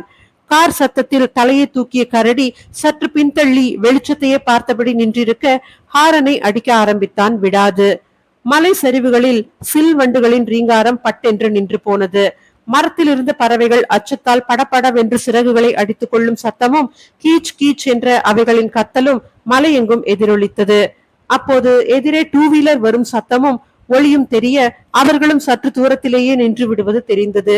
எதிரே இப்போது உற்று பார்த்தது, யாரு வந்தா எனக்கு என்னடா, எங்க என்ன தாண்டி போயிடுங்க பார்க்கலாம் என்பது போல சாலை நடுவில் நின்று கொண்டிருந்தது சிறிது கூட அசைவின்றி. இந்த பக்கமும் கார்கள் ஒளி அசைந்து கொடுப்பதாகவே தெரியவில்லை. கடவுளே, இந்த போலீஸ் ஜீப் இந்த பக்கம் வந்தா நல்லா இருக்குமே. அவங்க எந்த வழியில போவாங்கன்னு தெரியலையே. நாம விடிஞ்சப்புறமே அவங்களோட வந்திருக்கலாம். இப்ப எதுவும் செய்ய முடியாத நிலைமை. பளபளவென்று விடிந்தது. இவ்வளவு உயரத்தை ஏறித்தான் ஆகணுமா என்பது போல ஆதவனும் சோம்பி இருப்பான் போல. சூரிய கதிர்கள் உள்ளே நுழையவே சிரமப்பட்டு ஆங்காங்கே மரங்களின் ஊடே எட்டி பார்த்து கொண்டிருந்தது. பின்னால் வந்த வாகனங்கள் வரிசையாக நின்றுவிட எதிரேயும் அப்படித்தான். அதற்குள் ஃபாரஸ்ட் ரேஞ்சர்ஸ் துப்பாக்கியை வைத்து வானத்தை நோக்கி சுட கரடி பயந்து சரிவில் இறங்கி ஓடியது. இவனுடைய கார் நிற்பதை யாரும் பொருட்படுத்தாது போய்கொண்டே இருக்க வனத்துறை அலுவலர் ஒருவர் அருகில் வந்து விசாரிக்க டயர் பஞ்சரான விஷயத்தை கூறுகிறான். மேலே 10 கிலோமீட்டர் தூரத்தில் மெக்கானிக் கடை இருக்கிறது, போகிறவர்களிடம் சொல்லி அனுப்புகிறேன் என்று உதவினார். எதற்கும் இருக்கட்டும் என்று இன்ஸ்பெக்டர் விஜயராகவனுக்கு போன் செய்து தன் நிலையை கூற, நீங்க ஏன் ஏலகிரி மலைக்கெல்லாம் போறீங்க? ஜவ்வாது மலைக்கு போலூர் வழிதான் சரி, நீங்க அங்கே இருங்க, நாங்க வந்து பிக்கப் பண்ணிக்கிறோம் உங்களை. தங்கள் ஜீப்பில் இருப்பதை கண்டு மாற்றலாம் என்று அவர் கூறவே நிம்மதியானாம். காவல்துறை ஜீப்பை தொடர்ந்து தர்ஷனின் காரும் சென்று கொண்டிருந்தது. ஜமுனா மாத்தூர் வழியாக இவர்கள் சென்று கொண்டிருக்க மலையின் மேல் வசித்துக் கொண்டிருக்கும் கிராம மக்கள் அந்த மலைகளில் வட்டமடித்துக் கொண்ட ஹெலிகாப்டர்களால் அச்சமடைந்தனர். அத்தியாயம் 9. குள்ள மனிதர்களின் வீடு என்று சொல்லப்படும் டால்மென்ஸ் எனப்படும் மிகச் சிறிய குகை போன்ற கல்வீட்டின் முன்பு நின்று கொண்டிருந்தனர் இரு தோழிகளும். சாகி, நீ கவனிச்சியா? இந்த மலையில இது இருக்கிற இடம் வெட்ட வெளியா இருக்குது. சுத்தி எந்த மரங்களோ செடி கொடிகளோ எதுவும் இல்லை. ஆனா யாரோ சுத்தி நின்னு நம்மள கவனிக்கிற மாதிரி தோணுது இல்ல? சே, நீ அந்த ஏலியன்களை பத்தியே நினைச்சுக்கிட்டு இருக்கிற, அதனாலதான் அப்படி தோணுது. சரி, இந்த வீடு நமக்கு பாதுகாப்பா இருக்கான்னு பாக்கலாம். ஒருவேளை இன்னைக்கும் நாம இறங்க முடியாம போயிட்டா நைட்டு பாதுகாப்பா இதுக்குள்ள ஒளிஞ்சுக்கலாம். அப்போ நம்மளால தப்பிக்க முடியாதுன்னு சொல்றியா? அடடா, அப்படி சொல்லல. பாரு, சுத்தி கீழே நம்ம கண்ணு கெட்டின தூரம் வரைக்கும் எந்த ஒரு கிராமமும் தெரியல. எந்த வழியில போனா ஊர் வரும்னு தெரியல. இப்பவே நாம ஓடிக்கிட்டே இருக்கலாம். ஆனா உனக்கு ஜுரமா இருக்குதே. இப்ப இல்ல பாரு, நம்ம ஓடையில குளிச்சும் ஜுரம் அதிகமாகல. இப்ப பரவாயில்ல. அதனால நாம இப்ப டைம் வேஸ்ட் பண்ணாம கீழே இறங்க பார்க்கலாம். அப்படிங்கிற? சரி, கிளம்புவோம். ஆனா இதுக்குள்ள எப்படி இருக்குன்னு பாத்துடலாமே என்ற சாகித்யா குனிந்து உள்ளே பார்க்க முதலில் எதுவும் தெரியவில்லை. தலையை நிமிர்த்தியவள் மீண்டும் எதையோ தான் பார்த்த உணர்வில் குனிந்து பார்த்தவள், பார்த்து கொண்டே இருந்தாள். சிலா, இங்க பாரு என்று கத்தினாள் சாகி. என்னப்பா, என்ன இருக்கு உள்ள? நீதான் பாரு என்று அவளை பார்க்க சொல்ல, பார்த்த சிலா அதிர்ந்து, ஹே, 2 பொண்ணுங்க நம்மள மாதிரியே வாய் கை கால் கட்டப்பட்டு கிடக்குறாங்க மயக்கமா, கத்தி விட்டாள் சிலாவும். ஆமா, அந்த ஏலியன்ஸ் தான் இங்க போட்டு வச்சிருக்குமோ. நான் தவழ்ந்து போய் அவங்கள வெளியில தள்ளுறேன், நீ பிடிச்சு இழுக்க பாரு. சாகித்யா மெல்ல அந்த மணலில் தவிழ்ந்து உள்ளே சென்று அமர்ந்தாள். உள்ளே செல்ல செல்ல உட்காரும் அளவுக்கு உயரம் இருந்தது. அந்த பெண்களின் கை கால்களை கட்டுக்களை அவிழ்த்தவள் வாயிலிருந்து துணிகளை அகற்றினாள். மயக்கத்தில் இருந்தவர்களை கன்னத்தில் தட்டி தட்டி எழுப்ப பார்க்க முனகல் மட்டுமே அவர்களிடமிருந்து வந்தது. உட்கார்ந்தபடியே ஒரு பெண்ணை இழுத்து வர வெளியே நின்றிருந்த சில்வியா சோர்வாக இருந்தாலும் மெல்ல குனிந்து அந்த பெண்ணை பற்றி இழுத்தாள். இரு பெண்களையும் இழுத்து வெளியில் போட்ட பிறகும் அவர்கள் கண் விழிக்காது கிடக்கவே அவர்கள் கன்னத்தை தட்டி தட்டி எழுப்ப பார்த்தனர். காலையிலிருந்து தூறல் போட்டபடியே இருந்தது. இப்போது சற்று கனமழையானது. மழை நீர் உடலில் அடிப்பது போல பட இரு பெண்களும் புரண்டு படுத்தனர். நல்ல வேளை மழை வந்து இவங்களை எழுப்பிடுச்சு, இல்லாட்டி தண்ணிக்கு அங்க போய் தானே எடுத்தாரணும். மழையில் நனைய நனைய இருவருக்கும் உடல் நடுக்கம் ஏற்பட ஒதுங்க இருவரும் அந்த கல்வீட்டின் முன்னால் மட்டும் அமர்ந்தனர். மயக்கத்தில் இருந்த பெண்களும் இவர்கள் வயதுடையவர்களாகத்தான் இருந்தனர். மெல்ல கண் விழித்த இருவரும் மலங்க மலங்க விழித்து சுற்றுமுற்றும் பார்த்தனர். இது எந்த இடம்? நாம இங்க எப்படி வந்தோம்? பின்னால் இவர்கள் குத்துக்காலிட்டு அமர்ந்திருப்பதைக் கண்டு, நீங்க யாரு? எங்களை நீங்க தான் கடத்திருக்கீங்களா என்றதும், ஆமா, எங்களையும் கடத்திக்கிட்டு உங்களையும் கடத்திக்கிட்டு வானத்துல பறந்து இங்க வந்துட்டோம். கிண்டலாக சாகித்யா பேச, என்ன நீங்க இப்படி பேசுறீங்க? நாங்க இங்க எப்படி வந்தோம்னு தானே கேட்டோம். ஒரு பெண் அப்பாவியாக கேட்க, அட ஏமா, நாங்களும் அது தெரியாம தான் முழிச்சுக்கிட்டு இருக்கிறோம். அது சரி, நீங்க எந்த ஊரு? வேலூர்ல பக்கத்து கிராமம். ஆஸ்பத்திரிக்கு வந்தோம். டாக்டர் அம்மாவை பார்த்துட்டு எங்க ஊர் பஸ்ஸை விட்டுட்டு இறங்கினோம். மண் சாலையில நடமாட்டமே இல்ல. அப்போ திடீர்னு மேல மேகம் மூடினா போல இருந்துச்சு. கீழே பார்த்தா நிழல் உருவம் தான் தெரியுது. ஆனா ஆளுங்க யாரையுமே அக்கம் பக்கத்துல கூட காணோம். உச்சி நேரத்துல வந்ததுனால கருப்பு எங்க பின்னால வந்திருக்கும் போலன்னு பயந்து ஓடுனோம். அதுக்கப்புறம் இதோ இப்பதான் இங்க இருக்கிறது தெரியுது. அது சரி, நீங்க ஏன் ஆஸ்பத்திரிக்கு போனீங்க? 2 மாசம் தள்ளி போயிடுச்சு. டாக்டர் கிட்ட செக்அப் பண்ணத்தான் போனோம். நான் முழுகாம இருக்கிறதா டாக்டர் அம்மா சொன்னாங்க. இதை கேட்டதும் இருவரும் திடுக்கிட்டனர். சாகி, இதுவும் நம்ம கேஸ் தான். என்ன சொல்றீங்க நீங்க? நம்ம கேஸா? அத அப்புறமா சொல்றோம். ஆமா, இவங்க உன் கூட துணைக்கு வந்தவங்களா? இல்லைங்க, இவங்க யாருன்னு எனக்கு தெரியாது. என் கூட என் வீட்டுக்காரர் தான் வந்தாரு. அவர் என்ன ஆனாருன்னே தெரியல. என்னைய யாரு கடத்தி இருக்கிறாங்க? இது எந்த ஊரு மலை? அடுக்கடுக்காக அந்த பெண் கேள்வியாக கேட்க, ஆமாங்க, நான் வேலைக்கு போக ரோட்ல காத்துக்கிட்டு இருந்தேன். அவ்வளவுதான் ஞாபகம் இருக்கு. இப்ப இங்க இருக்கிறேன். யாரோட வேலை இது? எதுக்காக கடத்தி இருக்கிறாங்க? நீங்க கல்யாணமானவங்களா? சிலா கேட்க, ஆமா, நானும் இவங்கள மாதிரி கன்சீவா தான் இருக்கேன். இது 3வது மாசம். மீண்டும் இவர்களுக்குள் ஆச்சரியம். கடத்தப்பட்ட அனைவருமே 3 மாத கர்ப்பிணிகள். எங்க, நான் காட்பாடி. இங்க எப்படிங்க வந்திருப்பேன்? நீங்களும் எங்களை போல கடத்தப்பட்டவங்களா? தலையாட்டிய சாகி நடந்தவைகளை கூற, ஐயோ கடவுளே, யார் இது செய்யறது? அவங்களுக்கு நம்மள கடத்துறதுனால என்ன லாபம்? வெளிநாட்டுல கொண்டு போய் விக்கிறவங்களா? கிராமத்து பெண் பயத்தில் அழ ஆரம்பிக்க, இல்லைங்க, இது வேற ஒரு விஷயம். நம்மள கடத்தினது மனுஷங்களே இல்ல, ஏலியன்ஸ் என்றதும் காட்பாடி பெண், ஏலியன்ஸா என்று வாய்ப்பிழந்தாள். கிராமத்து பெண்ணோ அர்த்தம் புரியாது கேட்க விவரத்தை கூறியதும் மேலும் அழத் தொடங்கினாள். பேச்சினூடே அனைவருக்குமே இது முதல் குழந்தை என்பதும் ஓ பாசிட்டிவ் பிளட் குரூப் என்பதும் தெரிய வருகிறது. இப்போ நம்ம எப்படி தப்பிக்கிறது? காட்பாடி பெண் சற்று தைரியமானவளாக இருந்தாள். பெயர் தெரியாது பேசுவது சிரமமாக இருக்கவே இருவரின் பெயர்களும் கேட்கப்பட்டது. கிராமத்து பெண் கௌரி, காட்பாடி பெண் சுந்தரி என்றும் கூற, ஆமா, இந்த வீட்டுக்குள்ள நீங்க இருந்த மாதிரி அந்த வீடுகளுக்குள்ளயும் யாரையாவது அடைச்சு வச்சிருப்பாங்களா? வாங்க பார்க்கலாம் என்று அங்கிருந்த எல்லா வீடுகளையும் ஆராய மற்றவற்றில் எதுவுமே இல்லை. கடைசியாக இருந்த வீட்டையும் பார்த்து விடலாம் என்று குனிந்து பார்க்க அங்கே ஒரு பெரிய பாக்ஸ் இருந்தது. என்ன இங்க பாக்ஸ் இருக்குது? அதை இழுத்து பார்க்க முடியவில்லை. கனமாக இருந்தது. அக்கா, கொள்ளையடிச்ச நகைங்களா இருக்குமோ? இது ஏலியன்ஸோடதுன்னா நகைங்க அவங்களுக்கு எதுக்கு? இதுல வேற என்னமோ இருக்கு. அவங்க பறக்கும் தட்டுல தானே வருவாங்க. அதை பிரிச்சு இதுக்குள்ள வச்சிருப்பாங்களா? ஏன் சீலா, நீ கூடவா இப்படி யோசிப்ப? இது வேற ஏதோ ஒண்ணு. இரு, நான் கொஞ்சம் உள்ள போய் அதை இழுக்க பாக்குறேன் என்று அதை இழுக்க பார்த்தாள். அம்மாடி, கனமா இருக்குது, எப்படி வெளியில இழுக்கிறது? சாகி, நீ ஒண்ணு கவனிச்சியா?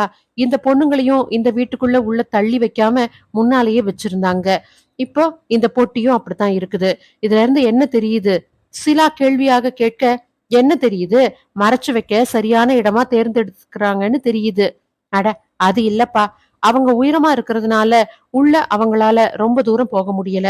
அதனாலதான் முன்னையே வச்சிருக்காங்கன்னு தெரியுது. அட, ஆமால்ல. ஆமா சிலா, நீ சொல்றது கரெக்ட். அப்போ நாம அவங்களால ஆபத்து வந்தா இதுக்குள்ள போய் ஓரமா உட்கார்ந்துடலாம்னு நினைக்கிற. ஆமே கரெக்ட்? ஆமா, சரியா கண்டுபிடிச்சிட்ட. சப்போஸ் அவங்க இதை எடுக்கவோ இல்ல நம்மள பிடிக்க வந்தாலோ ஆளுக்கு ஒரு வீட்டுக்குள்ள ஓடி உள்ள உட்கார்ந்துடலாம். என்னப்பா, உங்களுக்கு புரியுதுல்ல? புரியுதுக்கா. ஆனா எத்தனை நாளைக்கு நம்ம இங்கே இருக்கிறது? வழி தெரிஞ்சா தப்பிச்சு போயிடலாம் இல்ல? அங்க கீழே பாரு. இந்த மலையே பாறை பாறையா செங்குத்தா இருக்கு. இறங்க வழி எங்க இருக்குன்னே கண்டுபிடிக்க முடியல. கீழே பார்த்தா அடர்ந்த காடா இருக்கு. விலங்குகள் ஏதும் இருக்கலாம். அதையும் கவனிச்சுதான் நாம போக பார்க்கணும். முதல்ல அந்த கண்டெய்னர் பாக்ஸ வெளியில தள்ளி அதுல என்ன இருக்குன்னு பார்க்கணும். அவங்க திறக்கிற மாதிரியா இதை வச்சிருப்பாங்க? ட்ரை பண்ணித்தான் பாப்போமே. சாகி படுத்தபடி அதை தன் கைகளால் இழுக்க பார்க்க, முடியல. அப்போது கீழே அந்த காட்டிலிருந்து மரங்கள் திடீரென்று காற்றுகளால் ஆடுவது போல இருக்க சத்தம் கேட்டு நால்வரும் கீழே கவனிக்க ஆரம்பித்தனர். என்னாச்சு? ஏதோ காத்து வேகமா வந்த மாதிரி காட்டுல மரமெல்லாம் ஆடுற மாதிரி தெரியுது. காட்பாடி பெண் பயத்துடன் பேச, சிலா, ஐ திங்க் அங்கதான் பறக்கும் தட்டை மறைச்சு வச்சிருப்பாங்கன்னு தோணுது. மை காட், அப்போ அது கிளம்ப போகுதா? சிலா பயத்துடன் முகம் வெளிரி அங்கேயே கவனிக்க, மேபி இப்ப கடத்தி இருக்கிற நாம 4 பேருமே கர்ப்பிணிகள், அதுவும் 3 மாசத்துக்குள்ள இருக்கிறவங்க. சோ அதுங்களுக்கு நாம தேவையில்லை, நம்மளோட கரு தேவைப்படுதுன்னு நினைக்கிறேன். அக்கா, நீங்க சொல்றப்பதான் எனக்கு நியூஸ் கேட்டது புரியுது. 2 நாளைக்கு முன்னாடி ஏலகிரி மலைச்சரிவுல 2 பொண்ணுங்க முகம் சிதைச்சு வயிற்று கிழிச்சு சாகடிச்சு போட்டிருக்கிறாங்க. அவங்க வயித்துல இருந்த கருவை காணல, தொப்புள் கொடி மட்டும் அறுபட்டு இருக்குன்னு நியூஸ்ல சொன்னாங்க. அப்போ அதுவும் இதுங்க வேலையாத்தான் இருக்குமோ? ஓ மை காட், ஆமா, அப்படித்தான் தோணுது. நம்ம அதுக்காக தான் கடத்தி கை கால கட்டி போட்டு வச்சிருக்கிறாங்க. சாகி, இனிமே ஒரு நிமிஷம் கூட நாம இங்க இருக்க வேண்டாம். முடிஞ்ச வரைக்கும் வழி கண்டுபிடிச்சு தப்பிக்கணும். சரி, கிளம்புங்க.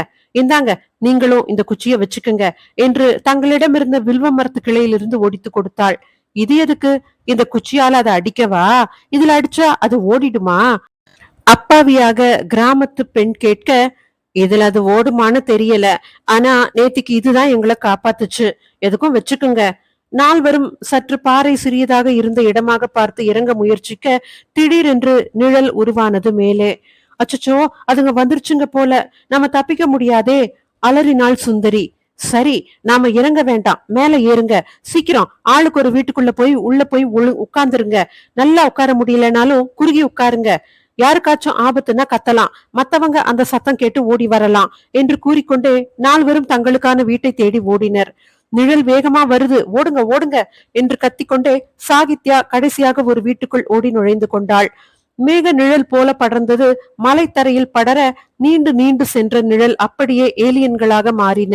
நல்ல உயரத்துடன் ஏற்கனவே இவர்கள் பார்த்த உருவங்களாய் நிறைய அங்கே நின்றன. அவைகள் நடக்கின்ற ஒளி உள்ளே பயத்துடன் அமர்ந்திருந்தவர்களை நடுக்கமடைய செய்தது. கைகளை மட்டும் நீட்டி ஒவ்வொரு வீடாக தேடத் தொடங்கின. அந்த பெட்டியை ஒற்றை கையால் இழுத்து வெளியே தள்ளின. அதை ஏதோ ஒரு சிக்னல் செய்து திறக்க உள்ளே அடுக்கடுக்காக ஃப்ரீசிங் பாட்டில் வைக்கப்பட்டிருந்தது. ஒன்றை எடுத்து தூக்கி பார்த்தது ஏலியன். உள்ளே உள்ள ஜெல்லில் மிதந்து கொண்டிருந்தது மனித குழந்தைகளின் கரு. விகாரமாக சிரித்த அந்த ஏலியன் மற்ற ஏலியன்களிடம் அதை காட்ட அவற்றின் சிரிப்பு போன்ற ஒலி உள்ளே இருந்தவர்களுக்கு பயத்தை ஏற்படுத்தியது. சாகித்யா சற்று துணிவுடன் தலையை வெளியே நீட்டி பார்த்தாள். அந்த பெட்டி கீழே வைக்கப்பட்டு திறந்திருக்க அது என்ன பெட்டி என்பதை புரிந்து கொண்டாள் சாகி. அது கிரையோஜெனிக் கண்டெய்னர். அதில் உள்ள ஃப்ரீசிங் பாட்டில்களை உற்று பார்த்தவள் அதிர்ந்துதான் போனாள். நம்ம யூகிச்சது சரியா தான் இருக்கு. 3 மாத கருக்களை மட்டும் சேகரிச்சு அவங்க உலகத்துக்கு எடுத்துக்கிட்டு போக போறாங்க. மனித உயிர்களை அங்க உருவாக்குறது தான் அவங்க திட்டமா? அத்தியாயம் 10. கடவுளே, இந்த கருக்களை எல்லாம் கலெக்ட் பண்ணி அவங்க உலகத்துக்கு எடுத்துக்கிட்டு போற திட்டமா? இந்த கண்டெய்னர்ல இருக்கிற கலெக்ஷன்ஸ பார்த்தா 100க்கும் மேல இருக்கும் போலவே. ஐயோ, எத்தனை பொண்ணுங்களோட கனவுகள் உயிர்கள் சிதைக்கப்பட்டு இருக்குதோ. இதை மறைச்சு வைக்கத்தான் இந்த மலையை தேர்ந்தெடுத்தாங்களா? அது சரி, நம்மள ஏன் உடனே கொல்லல? அந்த பொண்ணு கூட ஏலகிரி மலையில சிதைக்கப்பட்ட பொண்ணுங்களை பத்தி சொன்னா.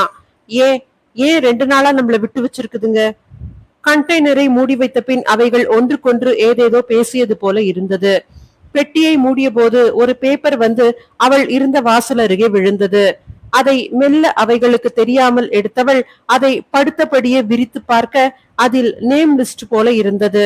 ஆனால் எழுதப்பட்டிருந்த எழுத்து தந்திக்கு அடிக்கும் கோடுகள் போல இருந்தன. என்ன இது? ஷார்ட் அண்ட் லெட்டர்ஸா? சரி, எதுக்கும் இத பத்திரப்படுத்திக்கலாம் என்று தன் ஷார்ட்ஸ் பாக்கெட்டில் வைத்துக் கொண்டாள். அப்போது வீல் என்ற குரல் கேட்க சாகி தலையை வெளியே நீட்டிவிட்டாள். சுந்தரி தலைமுடியை பிடித்து தூக்கியபடி ஒரு ஏலியன் நிற்க அவள் பயத்தில் அலறிக் கொண்டிருந்தாள். வெளியே ஓடி வந்த மற்ற மூவரும் சுந்தரியின் நிலைமையை கண்டு பதறி போயினர். சுந்தரி, சுந்தரி, அந்த மரத்து குச்சிய அது முகத்துக்கு நேரா நீட்டு என்று சில்வியா கத்த அவள் தன் இடுப்பில் ஒளித்து வைத்திருந்த வில்வமர இலை குச்சியை எடுத்து அதன் முன் நீட்ட அது தன் கோரப்பல்லை சிரிப்பது போல காட்டி அதை பிடுங்கி தூர எறிந்தது. பலார் என்று அவளை அரைந்து கீழே தூக்கி போட வலியினால் அவள் துடிக்க ஆரம்பித்தாள். அச்சச்சோ, என்ன அது வேலைக்காகலையா? பயத்தில் மற்ற மூவரும் அதை கீழே போட நால்வரையும் சுற்றி வளைத்தன அவைகள். ஐயோ சாமி, என்னை விட்டுடு, என்னை விட்டுடு. நான் 5 வருஷத்துக்கு அப்புறம் இப்பதான் முழுகாம இருக்கிறேன். என் புருஷன் எனக்காக காத்துக்கிட்டு இருப்பாரு. உங்களுக்கு கோடி புண்ணியம். உங்களை என் குலதெய்வமா கும்பிடுறேன். வருஷம் தவறாம கும்பிடுறேன். சாமி, எங்களை விட்டுடுங்க என்று கையெடுத்து கும்பிட்டு அழுதாள் கௌரி. சுற்றி சுற்றி வந்த ஏலியன்கள் சிலாவையும் சாகியையும் முடியை பிடித்து தூக்கின. தங்கள் வாயருகே அவைகள் கொண்டு சென்று பயமுறுத்த சாகி தன் பாக்கெட்டில் எப்போதும் வைத்திருக்கும் சானிடைசரை மெல்ல எடுத்து அதன் முகத்தில் ஸ்ப்ரே பண்ண ஆ ஊ என்று அலறி அது அவளை கீழே போட்டது. மற்றவைகள் என்னவென்று புரிந்து கொள்வதற்குள் கத்திக்கொண்டே கீழே விழுந்தது அந்த ஏலியன். மற்ற மூவரை தூக்கியிருந்த ஏலியன்களும் மற்றவைகளும் அதன் அருகில் வந்து குனிந்து அதன் நிலை என்னவென்று ஆராய்ந்து கொண்டிருக்கையிலேயே மீண்டும் சாகித்யா அவைகளின் முகங்களில் ஸ்ப்ரே அடிக்க மற்ற மூவரும் கீழே விழுந்தனர். நடுவில் இருந்த ஏலியன்கள் கத்திக் கொண்டிருக்க மற்ற ஏலியன்கள் முதலில் இவர்களை கவனியாது தங்கள் சகாக்களை கவனிப்பதிலேயே குறியாய் இருக்க சாகி மற்றவர்களை சைகையால் தட்டி ஓடிவாங்க என்று ஓட மற்றவர்களும் ஓடத் தொடங்கினர். அந்த வீடுகள் தான் தங்களுக்கு இப்போதைக்கு சேஃப் என்று சாகி தீர்மானித்து பெரிய வீடு ஒன்றின் உள்ளே நுழைந்து மற்றவர்களையும் சைகையாலேயே அதில் நுழைய சொல்ல எல்லோருமே ஒரே வீட்டுக்குள் நுழைந்து கொண்டனர். கடைசியில் அனைவரும் ஒருவரோடு ஒருவர் ஒட்டினார் போல அமர்ந்து கொள்ள வெளியே அங்குமிங்குமாக ஏலியன்கள் ஓடிக்கொண்டிருந்தது தெரிந்தது. பயத்தில் அமர்ந்திருந்த நால்வரும் மூச்சை கூட சத்தமாக விடாது ஒருவர் கையை ஒருவர் பற்றியபடி அமர்ந்திருந்தனர். இவர்களின் வீட்டின் உள்ளே ஏலியன் கையொன்று நுழைந்து பாதி அளவிலேயே நின்றது. அங்குமிங்கும் துழாவிக் கொண்டிருக்க நால்வரும் ஒருவர் மேல் ஒருவர் என தள்ளி அமர்ந்தனர். பயத்தில் மயக்கமே வரும் போல இருக்க அப்போது வானத்தில் ஏரோப்ளேன்களின் சத்தம், ஹெலிகாப்டரின் டபடப சத்தம் தூரத்தில் கேட்டது. வெளியே சத்தம் குறைவதை கண்ட சாகி தான் மட்டும் மெல்ல தலையை வாசல் அருகே கொண்டு வந்து வெளியே பார்க்க நிழல் மட்டுமே தரையில் தெரிவதை கண்டாள். இப்போது வான்வெளியில் பயங்கர சத்தங்கள், நூலேணி பல இறங்குவதை கண்டவள் தலையை நன்றாகவே வெளியே நீட்டி பார்த்தாள். வெளியே ஏலியன்களே காணவில்லை, அந்த கண்டெய்னரையும் காணவில்லை. ஏய், ஆபத்து போயிடுச்சு, நம்மள காப்பாத்த ஆட்கள் வந்துட்டாங்க, வாங்க வெளியில என்று கத்தியவள் முதலில் வெளியே வந்தாள். எல்லோரும் வெளியே வருவதற்கும் கீழே காட்டில் ஏற்கனவே இவர்கள் பார்த்த இடத்திலிருந்து மரங்களை பிளந்து கொண்டு செல்வது போல ஏதோ ஒன்று விற்றென்று வானில் சென்று மறைந்ததை கண்டனர். அது சென்ற இடம் புகையாக தோன்ற வானில் வட்டமிட்டிருந்த மிலிட்டரி போர் விமானங்களும் ஹெலிகாப்டர்களும் அந்த காட்டை நோக்கி இறங்கின. சில மட்டும் வானில் வட்டமிட நூலேணியிலிருந்து அந்த மலையின் கடைசியில் வந்திறங்கிய மிலிட்டரியை கண்டு கையை ஆட்டியபடி நால்வரும் ஓடினர். மேலிருந்து பறந்து கொண்டிருந்தவர்கள் இவர்கள் ஓடுவதைக் கண்டு அவர்கள் எதிரே நூலேணியை இறக்கினர். மடமடமென்று கீழே இறங்கியவர்கள் இவர்களை சுற்றி வளைத்து நின்றனர். அதற்குள் மலை ஓரத்தில் இறங்கியவர்களும் ஓடிவர 4 பெண்களை கண்டு நிம்மதி அடைந்தனர். கீழே காட்டுக்குள் வெளியிலிருந்து பார்த்தால் அடர்ந்த வனமாக தெரிந்தது. உள்ளே வட்ட வடிவில் பறக்கும் தட்டு இறங்கியிருந்ததற்கான அடையாளமாக தென்பட்டது. நால்வரின் விலாசம் பெறப்பட்டு அங்கங்கு உள்ள காவல் நிலையங்களுக்கு தகவல் சொல்லப்பட்டது. 4 பெண்களும் 2 நாட்களாக உணவின்றி இருந்ததால் மருத்துவமனையில் அனுமதிக்கப்பட்டனர். அவர்களின் கரு இருந்ததை உறுதி செய்தனர் ஸ்கேன் மூலம். தர்ஷன் சில்வியா அருகிலேயே அவள் கையை பிடித்தவாறு கண்ணீருடன் அமர்ந்திருந்தான். சாகியின் தந்தையும் அவளின் கணவன் விஷாலும் அவளிடம் பேசிக் கொண்டிருந்தனர். பிரஸ் மீட் நடந்து கொண்டிருந்தது. ஐஜி மற்றும் காவல்துறை உயரதிகாரிகள், வான் ஆராய்ச்சி இயக்குனர், நாசாவிலிருந்து வந்த விஞ்ஞானிகள் குழு நால்வரிடமும் மாறி மாறி கேள்விகள் கேட்டுக்கொண்டிருந்தனர். தாங்கள் பார்த்த விஷயங்கள், தப்பித்த விதம் எல்லாவற்றையும் கூறிக்கொண்டே வர பத்திரிகையாளர்கள் தங்களை மறந்து கைத்தட்டி கொண்டே இருந்தனர்.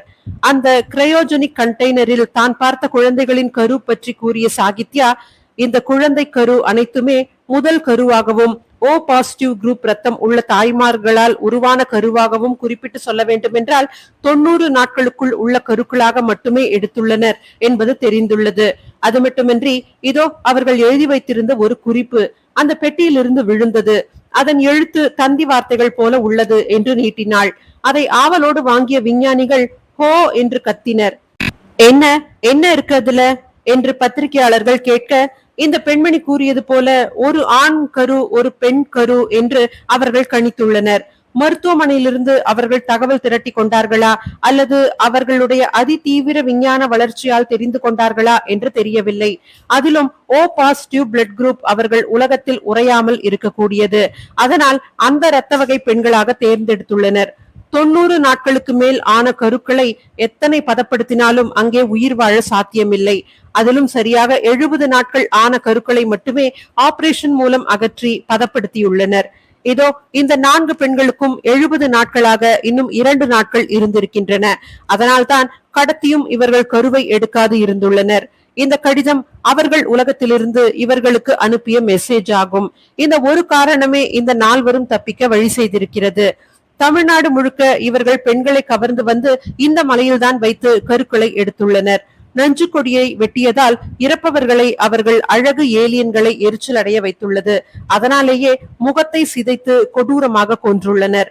இந்த பெண்கள் மட்டும் தைரியமாக அவர்களை எதிர்த்து போராடவில்லை என்றால் தமிழகத்தில் கருவுற்ற ஓ குரூப் உள்ள பெண்கள் எல்லாம் காணாமல் போயிருப்பர். பத்திரிகையாளர் ஒருவர் குறுக்கிட்டு, சார், அப்போ அவங்க தூக்கிக்கிட்டு போன கருக்கள் நம்ம போலத்தானே மனிதர்களாக பிறப்பர் என்று கேட்க, அப்கோர்ஸ், அதற்காகத்தானே இந்த கடும் ஆபரேஷனை எடுத்திருக்கின்றனர். உலக மக்களை அடிக்கடி வந்து பார்த்து செல்கிறார்கள் என்பது யாவரும் அறிந்ததே. அவர்கள் உலகில் இவர்கள் கூறியுள்ளபடி அருவருப்பான உடலமைப்புடன் தான் பிறக்கின்றனர். அதை மாற்ற வேண்டிய இந்த முயற்சி. இந்த கடிதத்தில் உள்ள மெசேஜ் இதுதான். உலகளவில் நிறைய பாராட்டுக்கள் குவிந்த வண்ணம் இருந்தது சாகித்யாவுக்கும் சில்வியாவுக்கும். பெரிய பெரிய விருதுகளும் வீரதீர செயல்களுக்கான விருதுகளும் குடியரசு நாளில் வழங்கப்பட்டது இருவருக்கும். இருவரின் கணவர்களும் தங்களின் குழந்தைகளோடு வரிசையில் அமர்ந்து தங்கள் மனைவியரை ஜனாதிபதி புகழ்ந்து பேசிக் கொண்டிருப்பதை கண்டு பெருமிதம் கொள்கின்றனர். தர்ஷன் சில்வியா 6 மாத ஆண் குழந்தை, சாகித்யா விஷால் தம்பதியின் 6 மாத பெண் குழந்தையின் கைகளும் ஒன்றையொன்று தொட்டு கொண்டிருந்தன. இதோட இந்த கதை முடியுது. வழக்கம் போல கேக்குற வால்யூம் இந்த கதை பாதியில இருந்து கேக்குதா என்னன்னு எனக்கு தெரியல. எதுவா இருந்தாலும் இந்த குரல்ல இந்த நாவலை மட்டும் கொஞ்சம் அட்ஜஸ்ட் பண்ணிக்கோங்க. கதை போமாவுக்கு சப்ஸ்கிரைப் பண்ணி சப்போர்ட் பண்ணுங்க. நன்றி, வணக்கம்.